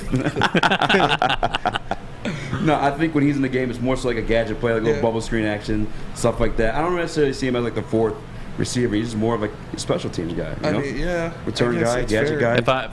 My preference, I'd rather have Cephas on the field. The problem is he's never available. Yeah. So. Yeah, and then that's fair too. I'm not tripping off that one. Yeah, I mean, again, nothing really surprising. Just things we already kind of AJ Parker though getting cut or waived, I should say. Yeah, I mean that was damn. They have a lot of faith. Says a in lot about Chase Lucas. Yeah. Yeah, and Mike Hughes. I mean, I thought Justin Jackson getting cut or released, not waived. That didn't make sense to me at all. I didn't like it because he offers more out of the backfield, in my opinion, than Jamar Jefferson. Yeah. Jamar's a seventh-round pick from last year. That's actually a good one, too. You know what? Jamar had some few good moments down the stretch. He really did. Anybody can run behind this offensive line. I think we all agree. Yes. So I'd rather have the pass catching back because I don't see Jamal Williams as that. And clearly DeAndre Swift's going to be the 1A in that category. So I'm not sure. I'm really not sure what to make of the move. I think the only thing that screwed him out of a job is the fumbles. He was the only running back he was for the us only to running fumble back that did fumble, 100%. And he must have done it in practice a couple times. Or maybe just the 2 are enough. Because 2 is a lot. And in just a span of 3 games. Surprised. I won't say it's an egregious decision. It's not. Jamar Jefferson is a proven back in Detroit, 7th-round pick last year. So you're not upset, I think. It's just damn. I really thought Justin Jackson made a damn good case to make the team. He did. He led the team in rushing. Yeah. A couple games. He had that 38-yard reception in the last game. I think he was the best back on the field. I think he was better than Craig Reynolds in a couple of those games. And yeah, the fumbles might have hurt him, but like you said, like Jamar Jefferson does not have hands. He cannot catch the ball out of the backfield. Justin Jackson, if that's your 4th guy, you can bring him in. He can be a guy that can be a 3. He's done it before in this league. He's proven he can do it with the Chargers. So to see him get cut like that is tough. I was almost positive we were going to see Jamar Jefferson get cut. With the way Justin Jackson performed and with what Godwin did for us on special teams on top of being, a decent running back. I think you have faith that the best decision was made, or I guess the best guys made it, simply off the fact that you have Brad Holmes, and he's already cutting guys he drafted this year. An example of James Houston, a guy he traded for in Trinity Benson. And you remember back to last year, too, when we signed, what was the damn receiver's name? Signed $2 million guaranteed. Tyrell Williams is an example, too, but the other one, too, Bashard Perriman. There's no shame. He's never scared to cut a guy if they're not performing. And I think you like that in Brad Holmes. More stuff to like about him than that. You do. And if you're Adham and you come in here into your studio and into this show and you see a guy in a ketchup costume sitting on the couch, you might need some mental help. And we have the spot for you. That's SMA, or the Sports Marketing Agency. The Sports Marketing Agency helps spread awareness about mental health and other issues such as addiction. Their new podcast, This is the F Word, helps spread awareness of fentanyl and other addictions that are plaguing our community. Right now, my guy Sean Jordan is doing something great. He's helping those who really need it, and he's doing it right here from the Woodward Sports Desk. So if you are struggling or know someone who is, make sure you go to thesportsma.com to get the help you need. We are the Woodward Heavyweights, and we will be right back. Hi, my diamonds. It's Crystal with an X. You want to get hot and perfect like me? Here's my super easy routine. Drink at least a gallon of water before you wake up. Attach a weight to everything in your house. Hello? Sell your car and just sprint everywhere. Scream when you exhale. Don't follow Crystal with an X. Do your own thing at Planet Fitness with tons of equipment and free fitness training in our clean and spacious clubs. Join now for just $10 a month and cancel anytime. Detroit's downtown summer playground is back. Open all summer long, the Monroe Street Midway. Enjoy roller skating, free Wi-Fi, food trucks, art installations, and so much more. Don't forget to take advantage of the basketball court, putt-putt, and, of course, family programming all summer long. All art installations are done by Detroit artists, and it's a fun, safe event from people 1 to 100. Go to deckedoutdetroit.com. Make sure you download the Woodward Sports app in the App Store and the Google Play Store today. Take Woodward Sports with you wherever you go and listen live on your phone or mobile device.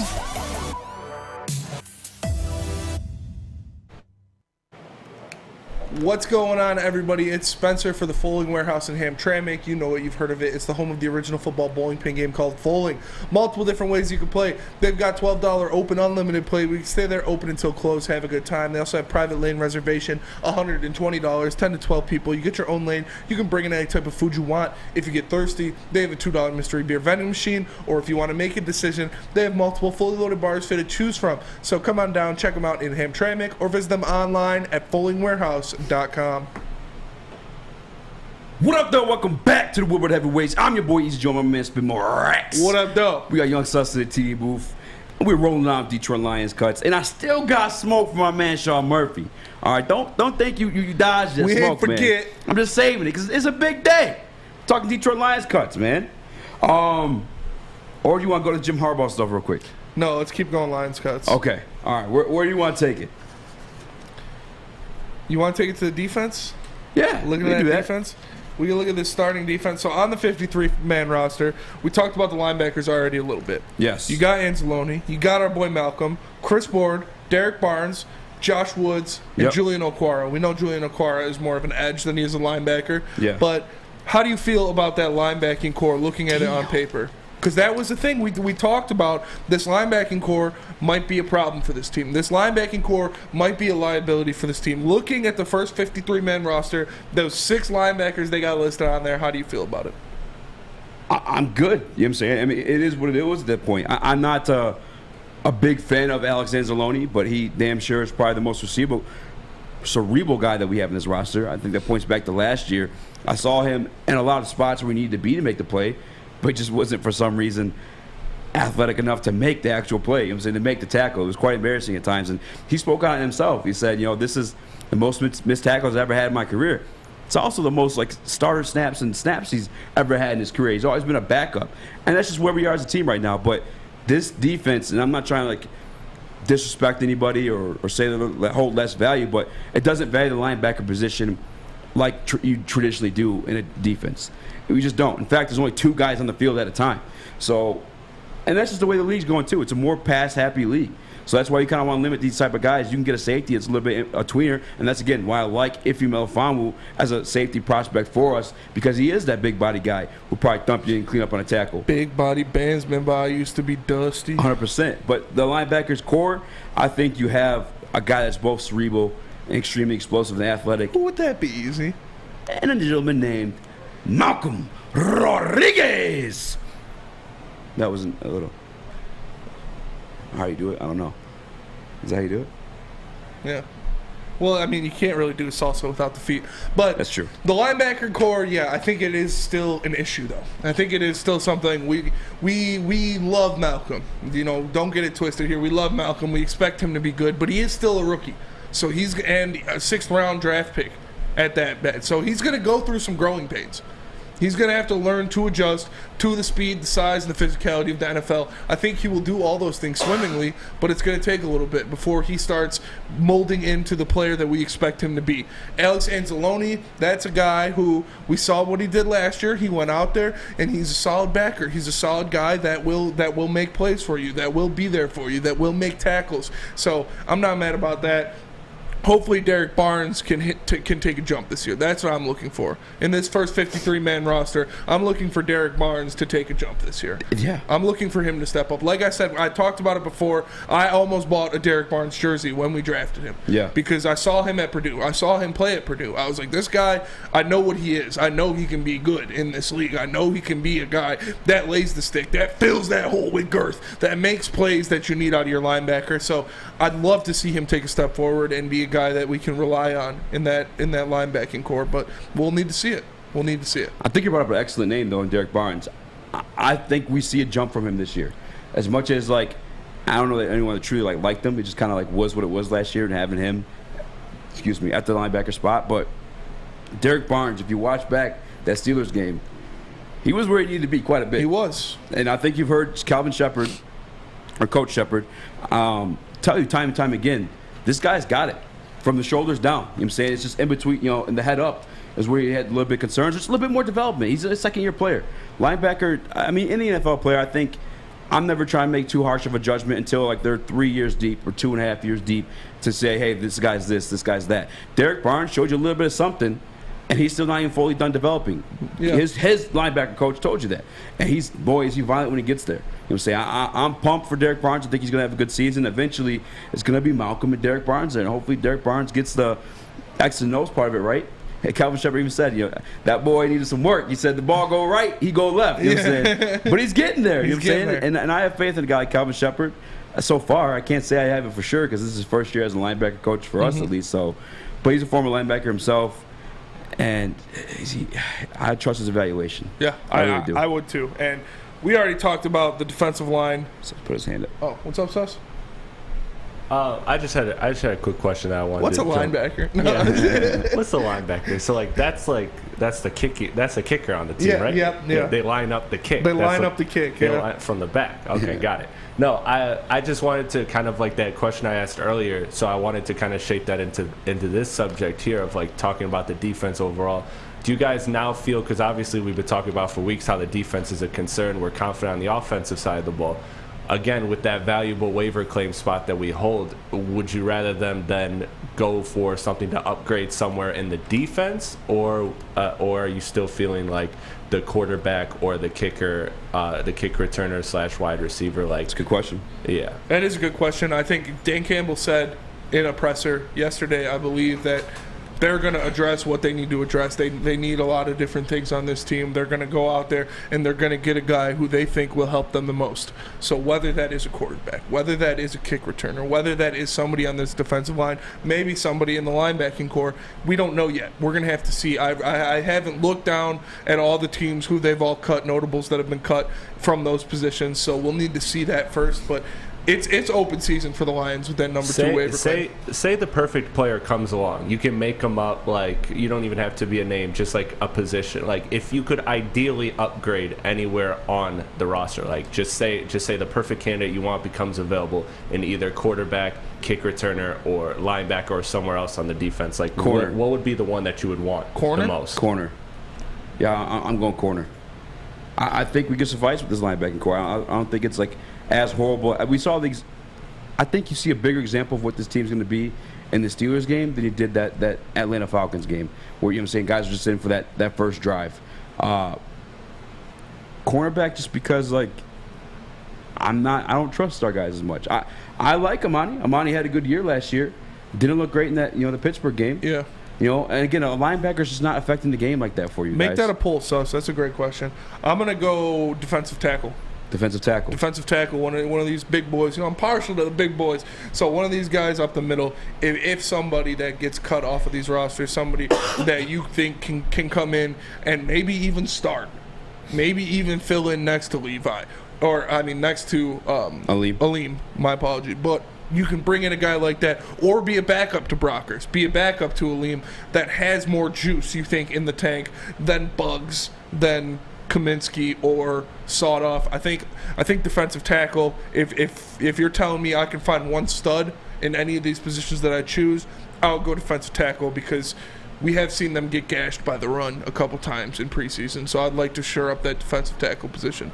But like I said, we talked about the defensive line a couple times already. So I want to go to the defensive backfield, and we know the guys that were going to be there. We're not, you got Amani, you got Tracy Walker, you got Deshaun Elliott, you got Jeff Okudah, you got Iffy, you have Will Harris. These guys you expected to make this roster. I want to single out 3 dudes, and I want to hear your take on each of them. First, overall, a guy we wanted to make there. We didn't really expect to make the roster, but we were happy to see him on there. And that's Chase Lucas. Tell me your thoughts about Chase Lucas making this roster, what it means to this team, what precedent it sets to the other players on this team. Real quick, you gonna stop disrespecting our heavyweights, man. We good on the inside, man. I don't But know. Chase Lucas, what do I take of him being on the team? Yeah, what is your takeaway to him making the team, making the roster? I mean, we foresaw it, you know? I think we're pretty accurate on all our assessments of these guys outside of Tom Kennedy, which, again, you look at the production, it would have made sense for him to make the team, but he didn't, unfortunately. But Chase Lucas, he's a dog, man. I think this is not a analytical take, just more so like observation. But, again, I think I like my point when I said you got a quarterback that's chirping, talking some shit. Yeah. It's probably pretty good. Cortland Finnegan. Yeah. He got the F beat out of him by Andre Johnson. It's one of my favorite things ever. But that's a bar. Yeah, I agree with you, man, because Chase Lucas, we predicted it. We saw him. He was grinding. And I liked what you said yesterday on the show, is that Dan Campbell was looking for guys to progressively get better. And that's what Chase Lucas did. He progressively got better every week of training camp. Every game he played, you saw him making adjustments. You saw him getting better on the field. So I think it's very important to set a precedent of him making the team. And now I'm going to the other side of it. A guy we thought was going to get cut, a guy that might have been overhyped a little bit, but a big sign to this team, Mike Hughes. What are your thoughts of Mike Hughes being on this 53-man roster? I'll tell you what I think about Mike Hughes only after you tell me about Foley. Oh, man. No, I just did Foley, but I'll tell you about where I get my hair cut. Okay. And because you know that's Lady Jane's. And as you know, we broadcast this show live from the headquarters of Lady Jane's Haircuts for Men in Birmingham. And it's definitely awesome when I get off the show, if I want to sit down in one of those chairs, you know, take a couple inches off, maybe clean up my dead ends a little bit. I know my girls, Alyssa or Megan, will take care of me. So I highly recommend you get into a haircut. Lady Jane's Haircuts for Men near you, and let them treat you like a king as well. They are open 10 to 8, 7 days a week. You can walk in anytime. Before you know it, your hair will be game ready. So like I said, man, walk into a Lady Jane's. They are open 10 to 8, 7 days a week. You can walk in anytime, no appointment necessary, because at Lady Jane's, it's wicked awesome. We are the Woodward Heavyweights, and we'll be right back tinkering with these Lions cuts. The sports marketing agency would not be who we are without great community partners like Higuera Health and Carol Zuniga. It's an awesome opportunity to partner with your organization. Higuera Health is a comprehensive behavioral health organization. We serve children through older adults with mental health, substance use, and developmental disabilities across Western Wayne counties, and really excited to now be in downriver communities as well. Give us a call at 734-458-4601. You don't have to go to the beach, man. You don't have to get your butt crack full of sand. You just need a little chili peppers, man, to get that glowing beach chili peppers tan. Woo! With 26 locations in the Metro Detroit area and more coming, Chili Peppers Tanning is where you'll find the cleanest salons in the D. Join the Pepper Club for the best deals on unlimited tanning. Head to chilipepperstanning.com. You just need a little chili peppers, man. Make sure you're listening to Woodward Sports all day long. Start your morning with the Morning Woodward Show. Spend middays with Big D Energy. Watch and listen your drive home with the Bottom Line. And don't forget about Woodward Bets Daily. All live, all right here on the Woodward Sports Network. OddsTrader. OddsTrader.com is the website for your game day bets, play-by-play updates, live scores, and the best price on every game from multiple sportsbooks. Go to OddsTrader.com right now for your best bet. Guys, if you spend your money, you gamble your money, be smart and shop for the best odds at OddsTrader.com. What up, though? Welcome back to Woodward Heavyweights. I'm your boy, Eazy, join my man, Spin More Rex. What up, though? We got Young Sus in the TD booth. And my man, Spin More Rex, eats ass as advertised. So, ladies, fellas, I'm playing. No. Got him! Big Sus in the house, am I right? We are at 94 likes. I'm Young Sus, he OG Sus. OG Sus. We're at 94 likes. We have 252 human beings listening and or watching this live show right now. Can we get 6 more likes? Just 6. Just 6. Just 6. 60. 6 more likes, Nah, man. F that. 200 likes. 200 likes. 200 likes. All right, let's get 200 likes, likes, man. Easy. You in here because you like it, right? So like it. Pause. Whoa, pause. Mike Hughes. How Yes, do you sir. feel about Mike Hughes making that roster, making that cut?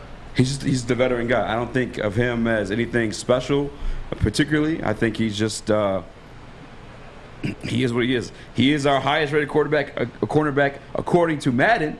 I don't think that way of him. I think you saw him play all 17 games last year with the Kansas City Chiefs, who notoriously didn't have the greatest defense. Yeah.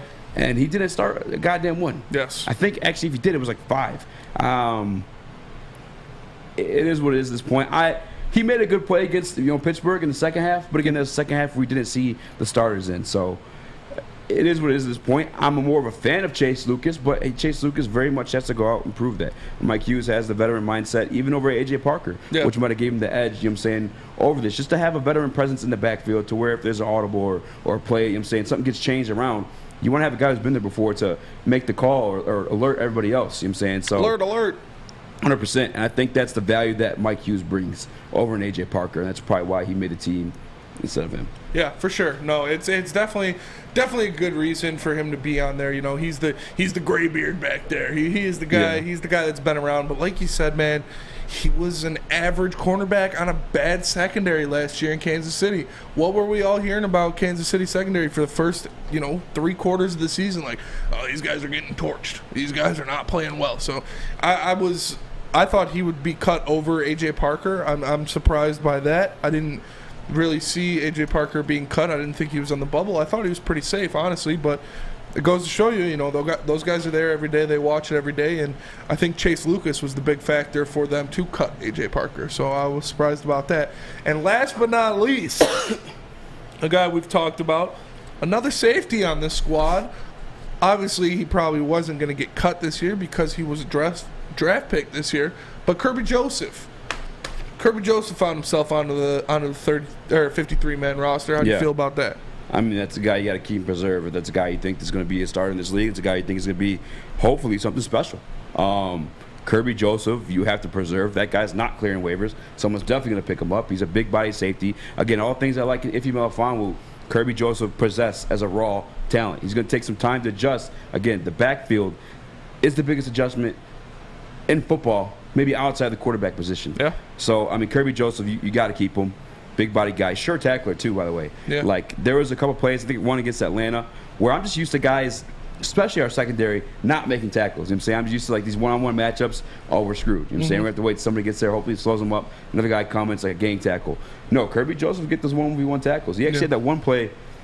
This also may against Atlanta or maybe the other game, but he had got under him, flipped the dude, you know what I'm saying? Yeah.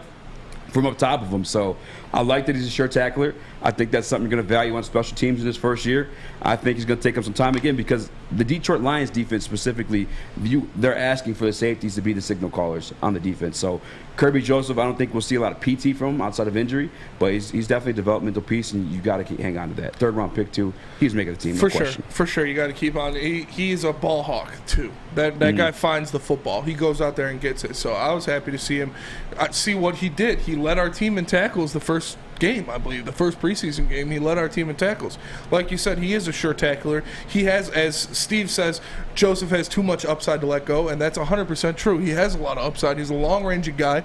You said, when you interviewed D. Slay, he said you can't judge a cornerback or a defensive back until their 2nd or 3rd year in the league, and it's true. Like you said, it is a very hard position in the NFL to adjust to. So I expect him to be a good player for us in the future. He has a lot of upside. I met the guy. He's a very nice dude, very cool guy, very chill. So I'm happy to see him make the roster. Again, like I said, I watched him when he was at Illinois. I saw watching him play against Michigan State, against Michigan, and he is a ball hawk. He's a guy that goes out there and does it, so I'm happy he made the team.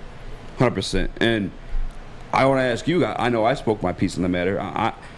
I'm highly hopeful of Ife Melifonwu. I'm not saying he's a guaranteed product at the safety position, but I see all the skill sets and all the things that they liked the day he was drafted. Scott and I had a whole conversation about it.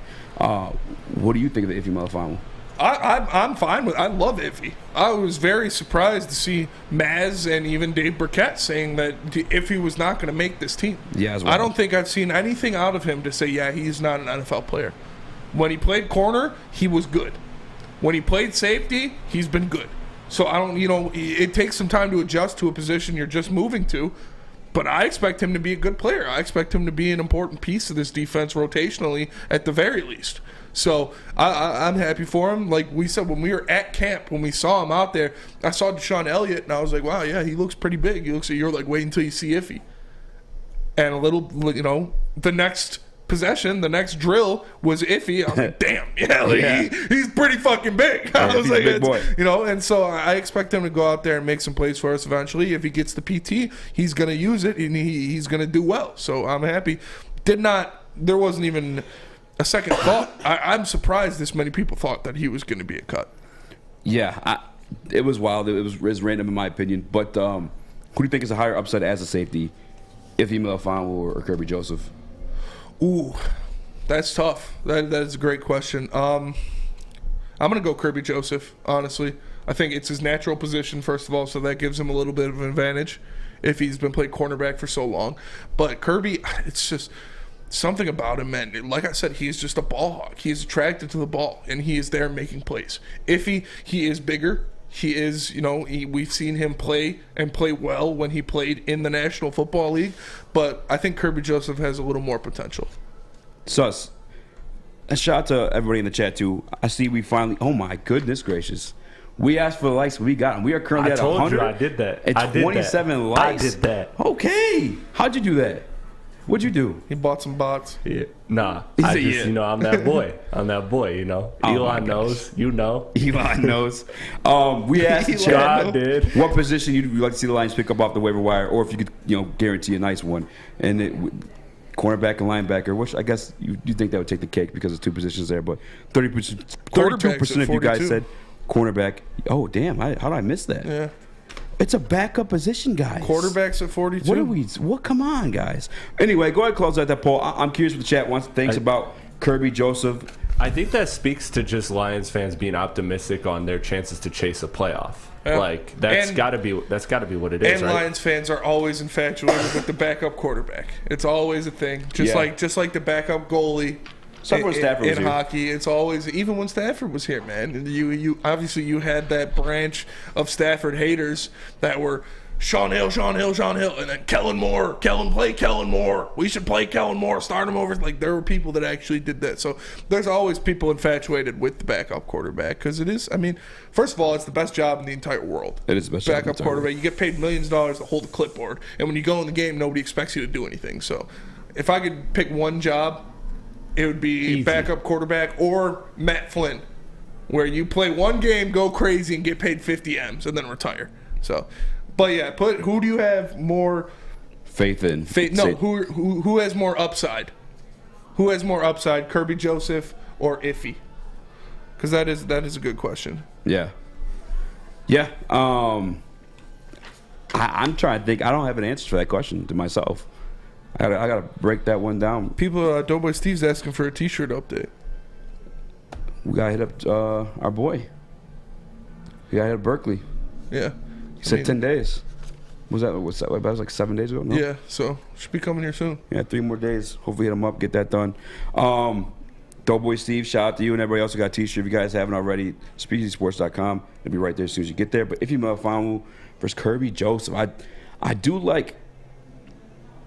And I have nothing to even base this off of, to be honest with you, but I feel like Kirby's a little bit more of a playmaker in terms of making plays on the ball. Yeah. But I think if he offers more versatility as a safety in terms of closing in and run plays or making it audible. You said yourself, Kirby's a great tackler. Kirby is a great tackler.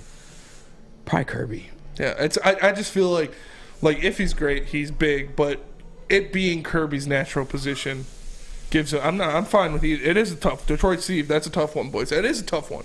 That's probably the toughest pull we've had. Yeah. They both have a lot of upside, but it being Kirby's natural position, him having that it factor of being a safety where he is a ball hawk. He's going to be around the ball. You can't teach something like that. It just happens. So that is a big factor for me, at least. 100%. You know what's a big factor for me? What's that? Centron. Centron is so damn good, guys, man. It's the official drink of the summer, official energy drink of the summer. Centron is the official energy drink of the Red Wings, too. Centron has combined all 3 of their delicious flavors into a limited edition 6-pack sampler box. Right now, you can try the cranberry, the classic and sugar-free, all-in-one pack. Order your Centron 6-pack sampler box today at CentronWorld.com/Red Wings. Get energized with Centron, and let's go Red Wings. The Woodward Heavyweights. We'll be right back talking Detroit Lions, and I'm coming for you, Sean Murphy. New to the game or a season better? OddsTrader.com has everything you need to make the right bet ahead of kickoff. Begin your handicapping journey with OddsTrader. Improve your edge by finding the best price on every game from sportsbooks in your backyard. Take advantage of the numerous sign-up bonus offers to pad your bankroll. Dive into key game statistics, player performance, and even account for the projected game day weather.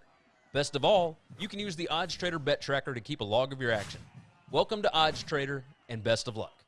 Hi, I'm John from Better Rate Mortgage, and to me, family is more than blood. That's why I have the biggest family in Metro Detroit. If you're looking to buy a house or refinance and need a loan, come get treated better than family by me and our entire team here at Better Rate Mortgage. We pride ourselves on giving you better advice, better service, and a better loan experience. That's why we are Better Rate. If you're looking for a new mortgage, come get treated like family. Actually, better with Better Rate Mortgage. Visit us at mybetterrate.com or call at 248-480-4467 today. What's going on, everybody? It's Spencer for the Monroe Street Midway, presented by Bedrock Detroit and Rocket Mortgage. Bedrock basically turned an old parking lot into an ultimate outdoor playground. They have roller skating, they have mini golf, they have basketball courts, food trucks, art installations, and live music performances. So make sure, if you're downtown, you're out with your girl, out with your lover, whoever that is, you're chilling with the family, or you're just hanging out before a Tigers game, you go down and check out the Monroe Street Midway, because it's right next to Campus Marshes, and they even have Wi-Fi, so you can take your computer down there and get some work done in the heart of the city. It is the Monroe Street Midway, presented by Bedrock Detroit. Go check it out. What up, though? Welcome back to the Woodward Heavyweights. I'm your boy Eazy, joined by my man Spin More Rex. What up, though? We got Young Sus in the TD booth doing his thing, running the ones and twos for us as well. And I appreciate you doing audio and visual productions with us. I appreciate you for that. The ones and twos are what he normally does. What do you mean? Because you say technical directing. Yeah. But when a DJ's in the booth, I was like, DJ Young Sus. Yeah, but I feel like So when I hear ones and twos, I think audio. Yeah, but I feel like ones and twos are what's important to the broadcast, and more important to people see stuff. No, not really. Actually, factually, that's true. Audio, yeah, it's true. But still, I don't know. It is what it is. I feel like that's a more important job. Either way, I'm important. Thank you guys. Either way, Love you are important. You are we important. appreciate Shouts you. out to Young Sus. We appreciate all you guys watching. Make sure you like the stream. Make sure you subscribe and share the stream to your friends, family, and everything else. But the screen. We like just went over. Screen, we just went over defensive players on this final 52 that 53? The Lions pumped. 53. I'm calling it 52 because he's not David even Blau? on there. Yeah. All right. Yeah. I'm calling 52 because I hate David Blau. But no, we're going over this Lions final 53-man roster. We just went over the defense and some standouts on there. We're going to do the same with the offense. First, we are going to start with the running backs. Obviously, we have our three that everybody knew was going to be there with Swift, Williams, and Craig. Come on, Craig. Come on, Craig. I ain't putting down my gun. I ain't Craig. But that fourth running back spot went to Jamar Jefferson. How do you feel about Jamar Jefferson getting that fourth RB spot? Confused? Confucius says. Confused? I saw him in camp. I was impressed with him as a runner. Jamar Jefferson did present that. In equal opportunities given in preseason, though, he was outproduced. Factually, if you go back to the Indianapolis game, he had all four of those guys who got 7 carries. Jamar Jefferson only mustered up to like 27 or 25 yards. Godwin got 35. Craig got like 36. And then obviously Justin Jackson got his like 52, whatever it was. So confused, but I get it because I'm sure again there's reps going on in practice that you and I and everyone in this chat haven't seen. Maybe we'll get Maddie in here tomorrow and find out, get a little bit more answers on the Jamar Jefferson situation. But there's reps going on in practice where we don't get to see him, and the practice reps that I got to see, he was doing his damn thing as a running back. Yeah. But still confused because Justin Jackson did do his thing. I think the turnovers were concerning. I think that's what did him in, ultimately the fumbles. What good is your 52 yards if you're giving the other team the ball at the end of it? So I think that's what did him in. Godwin, I thought he had, again, we spoke on it yesterday, you have double value as your regular offensive position and also as a special teamer. Yeah. He was our kick returner last year. He got the boot this year. Jamar isn't a special teamer. It's just confused, I guess. I've had one word, confused. It is confusing because, like you said, Justin Jackson probably outperformed all three of them. All two of them as Godwin and Jamar in the postseason. But you look at what he did with the fumbles. That's an easy point. You can be like, okay, that's why they got rid of him, was the fumbles. That's something you can put your finger on. But what Dan Campbell said out of his own mouth, saying about these bubble guys needing to provide a lot of different things on special teams, that being an important factor for them making this roster. That's what confuses me with the Godwin and Jefferson swap. Is like you said, Godwin did a lot for us on special teams. Jefferson really didn't. And Dan Campbell even said that. He said Jefferson needs to get, he needs to get better. He needs to get more work in with the special teams unit. I could understand cutting Godwin and keeping Jefferson if you were also keeping, Maurice Alexander or Trinity Benson to be that certified kick returner. But yeah, keeping Jamar Jefferson on this team while cutting those two is, I think they're going off potential. They're going off what they feel. And like you said, we're not there every day at practice to see what's going on between the tackles, but when you put it all together, it doesn't make sense. I think he performed very well in that third postseason game. Maybe that's what they just needed, that stamp that, okay, yeah, he's there, he's doing it. But yeah, it's wild. I thought it was going to be Justin Jackson for sure. 100%.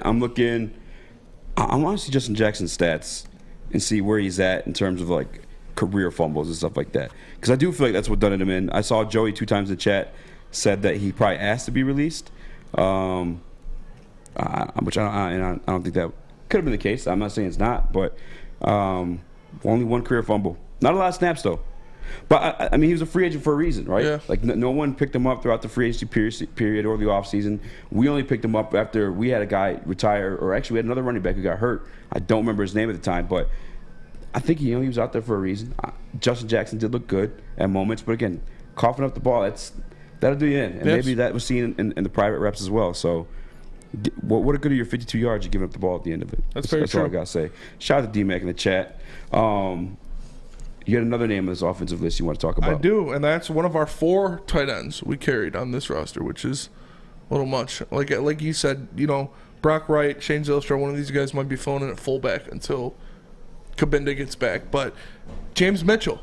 Mm-hmm. James Mitchell, the rookie, another guy, I know you're probably not going to cut a rookie, but he's a guy that dealt with injuries, a guy that we really haven't seen out there much, and he made this roster. He cracked that 53-man spot. What does that say to you about James Mitchell?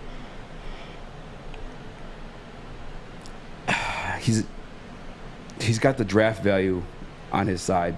He was a 7th round pick? 4th round pick, I want to say. James Mitchell was. And he's rehabbing back from like the ACL. I think he's like not obviously he's healed from the ACL injury, but I think he's rehabbing back into football. Much like I was giving Jeff Okudah that same excuse. James Mitchell didn't really show me much. I don't think he had a single catch in the preseason. Yeah. Did he? I didn't see it. I think he's very much so a project. I think he's more behind than Kirby Joseph is in his development. But you put in the draft capital, you made that investment in him, and I think you have to see it through at this point. And a guy like him, especially given the fact that he again coming back from that ACL injury, and I think that's where that's coming from.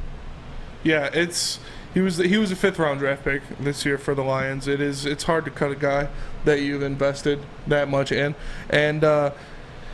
Yeah, I mean, they see the upside from him. We saw his college tape. It looked great. He was making big plays. He was making athletic plays going out there doing it. So it would have been nice to see him get a little healthier, maybe play one of these games. But he had a couple in the Colts game.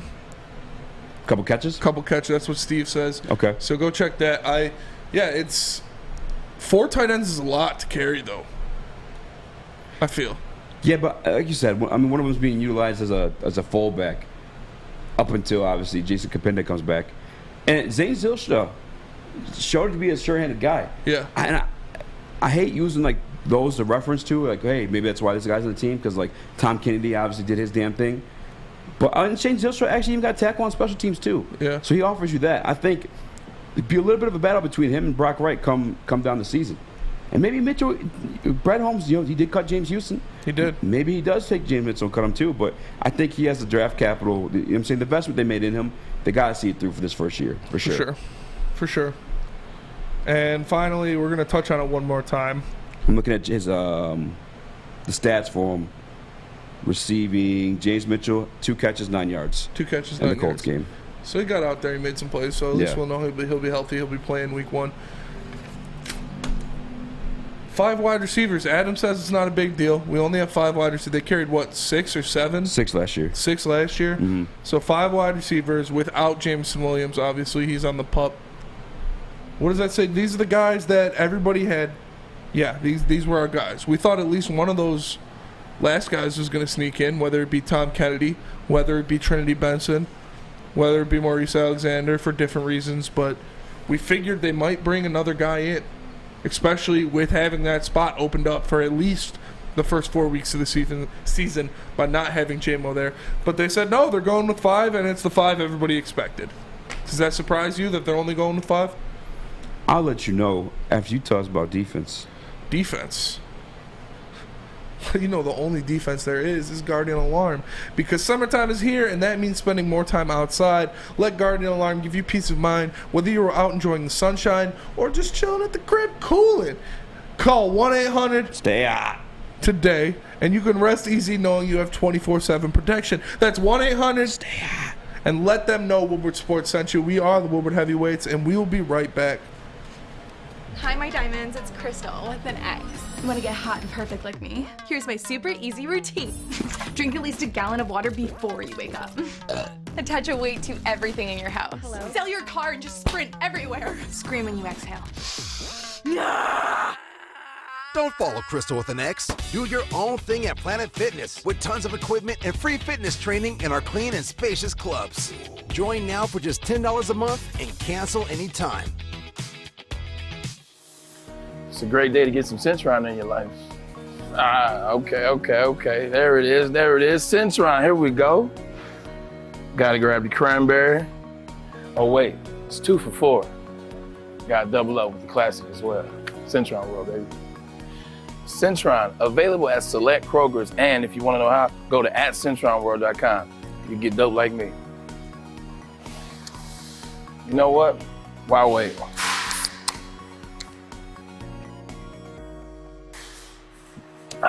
Great taste, guaranteed.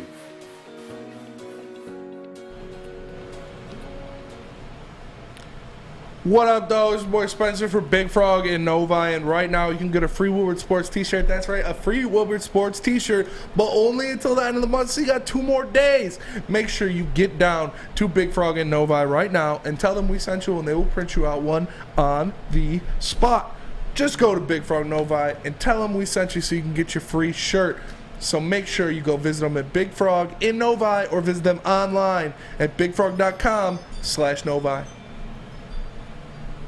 Somebody's at my front door. What up, though? Welcome back to Woodward Heavyweights. I'm your boy Eazy, joined by my man Spin More Rex. What up, though? We got Young Sus in the team move doing his team on the 1s and 2s. Big teams. Big teams, you know. You asked me about the tight ends before we went to break. Or I'm sorry, about the wide receivers before we went to break. Having 5 of them. I just want 5 more likes and we get into that. You know what I'm saying? I'm a wait. I'm a delay until we get 5 more likes on the goddamn stream. No, but honestly, I'm cool with it. I'm not tripping.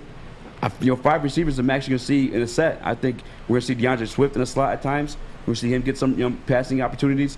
They teased it at the beginning of the year, too, with Ben Johnson. I'm not tripping over the 5 receivers at all. Plus, you got to remember, too, once J-Mo comes back, that automatically upgrades to 6. Yeah. And that's what we carried on the roster last year, too. So I think that's part of it. 5 receivers is not a big deal to me, no. No. I still got smoke for you, Sean, too. I'm not worried about it. Hold tight. I'm not worried about it. Like you said, once J-Mo comes back, that'll be 6. As Adam pointed out, we're going to see a lot of 2 tight end sets, a lot of running the ball with this offense, so I'm not worried about it at all. But go ahead. The floor is yours. It got delayed a little bit because, we're excited. Detroit Lions things to talk about. Yeah, we got bigger things to talk about. Sean Murphy. All right. Sean Murphy was on the morning show today. You guys can check it Monday through Fridays, 8 to 10 with Adham Beydoun and my guy Jeff Iafrady. And he was just throwing some smoke, man. Tiptoeing around my name, Ninja Lane. Tiptoeing in my Jordans. But the highly coveted Rico Hines footage, we've been waiting for it. Yeah. Spencer, what do we do here at Woodward Sports? What is Woodward Sports? We react. We produce content based off of what we see from Detroit sports teams and Detroit sports players. 100%. Rico Hines footage was highly coveted because who played in the Rico Hines tape that we saw? A lot of Detroit Pistons, also known as Cade Cunningham, Jaden Ivey, Sadiq Bey, Corey Joseph, Jalen Duren, Marvin Bagley. Yeah. A lot of those guys. Yeah. Hamidou Diallo. We work at Woodward Sports. We do. It's our job to talk about Detroit sports. It is. It is. They played in the Rico Hines. Sus, can you drop the footage? Because in the first tape, we got to see some Detroit Pistons in action. And here's who it was. Check out Corey Joseph. Don't like seeing Chris's Corey goat. Joseph with the ball. My guy, Jaden Ivey. Oh, okay. Didn't look. Jaden Ivey again. Let's go. Let's get it. Rookie of the year odds. Out of here. It is my job to react to Detroit sports and sports players, report and cover. You have 2 eyes, Spencer. I do. What is your initial takeaway from that Jaden Ivey footage? Again, in the first video. In the first video, I mean, the first take he had, that was bad. That floater he threw up there was bad. The second one, I liked the move. Quick twitch move. He got to the bucket. He got blocked on help defense. Yeah. You know, not much you can do there. I'm not going to overreact here, but it didn't look great. So you would say it didn't look Saying great. it lightly, yes. Chris, play. I'm going to say your government. Give me your unbiased, honest to God, what did your eye see from Jaden Ivey on that video? Not a rookie of the year, but a rookie in his rookie year. Good or bad? Bad. Would you describe, would rough fit a description of the performance in the first tape? Those 2 takes were rough, yes. Why? Why am I being attacked and persecuted? And the rest of everybody who had the same take with their 2 eyes from Sean Murphy on Twitter. Because you're a fan, Sean. You're being a soft-ass fan. You have to be... You can't be objective when you observe these things, man. You have to give an actual take of what you see. Yeah, you have to be impartial. Seeing what I saw, you want me to hop on Twitter and be like, he's great. He's the one. Rookie of the year. Play the video again. God damn it, Sean. What is wrong with you? Get your head out your ass. And I get it. This is just the first tape, guys. The second tape, he looked good. Yeah. He looked good. But first, this reaction, I sent you my damn tweet because it's got the timestamp on it, sus. Can you put that up next? All right, at 1:18, I tweeted this out. I said, Jaden Ivey looks rough. 1:18, the footage released at 1:02 exactly because it was premiered on the Rico Hines channel. And you said, yeah, so far. It's like, who cares? It's just practice. Then why are you bitching about? Then why you watch? Because you care. You give a damn. We want to have some type of takeaway.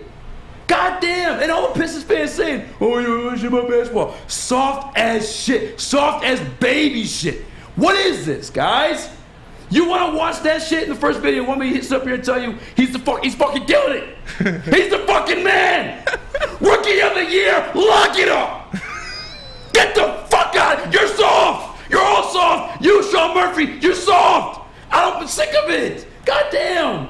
Let me do my job. Let me tell you what I seen, what I thought, without you bitching. Every goddamn time. Sheesh. It's fair. Go off, King. That's what it's all about. Like you said, man, you're just reacting to what you saw. It's nothing. Do they want you to go out there and say, yeah, those first 2 takes from Jaden Ivey in the Rico Hines league look great. You know, you're not saying, oh, these two takes to the hole define Jaden Ivey's career and what he's going to be. That's not what you said. You said, based off of what I've seen so far, it looked pretty rough, and it did.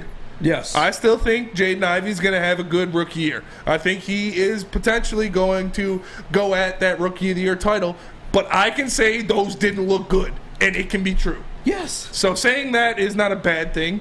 It's not overreacting to footage because you talked about what you saw in the footage, not what Jaden Ivey is as a player or as a whole or what he's going to do this year. Your 100%. tweet said, I'm not going to lie, but Jaden Ivey has looked rough so far in the Rico Hines footage. Yes. So it's you're not saying, oh, Jaden Ivey's going to be terrible just because of this one practice run. Oh, Jaden Ivey's career's done because of this one practice run. No, you said the footage looked rough, which it did, from this one practice run that we had that we dissected. We got one in the chat right now. Steve Surratt, soft as baby shit. We haven't. This is a dumb take. This is a dumb sec. And his feelings. Get out your feelings. It's an observation. Chris, play the video one more time, please. Please. What the fuck else are you supposed to say after watching this? And again, guys, I showed you the timestamp of the tweet. 1:18. All right. This pops up. I think the Pistons come on at 9 minutes within the video. This is the first video to be released yesterday. All right. You're not coming away from this saying good things. You're just not. Now, did he look good in the rest of the tape, in the second part of the tape, in the Ball's Life tape? 100% yes. But in observation of what we saw out of that specific piece, it looked rough. Yeah. It looked rough. Steve, get out your feelings. Sean, get out your feelings. Everybody else, get out your feelings. It's a goddamn observation. If you're telling me that looked good, Sean does wear glasses, then you're blind. Yeah. But get us out of here, Spinny. That's fair. Yeah, and that's where we're going to end it. We appreciate you guys tapping in with us. Make sure you like, share, subscribe. Tell your friends, tell your family, make a fake account for your grandma. Make sure she's watching the Heavyweights. We are the Woodward Heavyweights. We are live Monday through Friday, 5 to 7 here on the Woodward Sports Network. For the man, Speak Easy, dropping some truth bombs at the end to my left. For the one, the only, young sus, Chris Platty, holding it down. I am Spencer Raster. We are the Woodward Heavyweights. We will catch you guys tomorrow. Peace.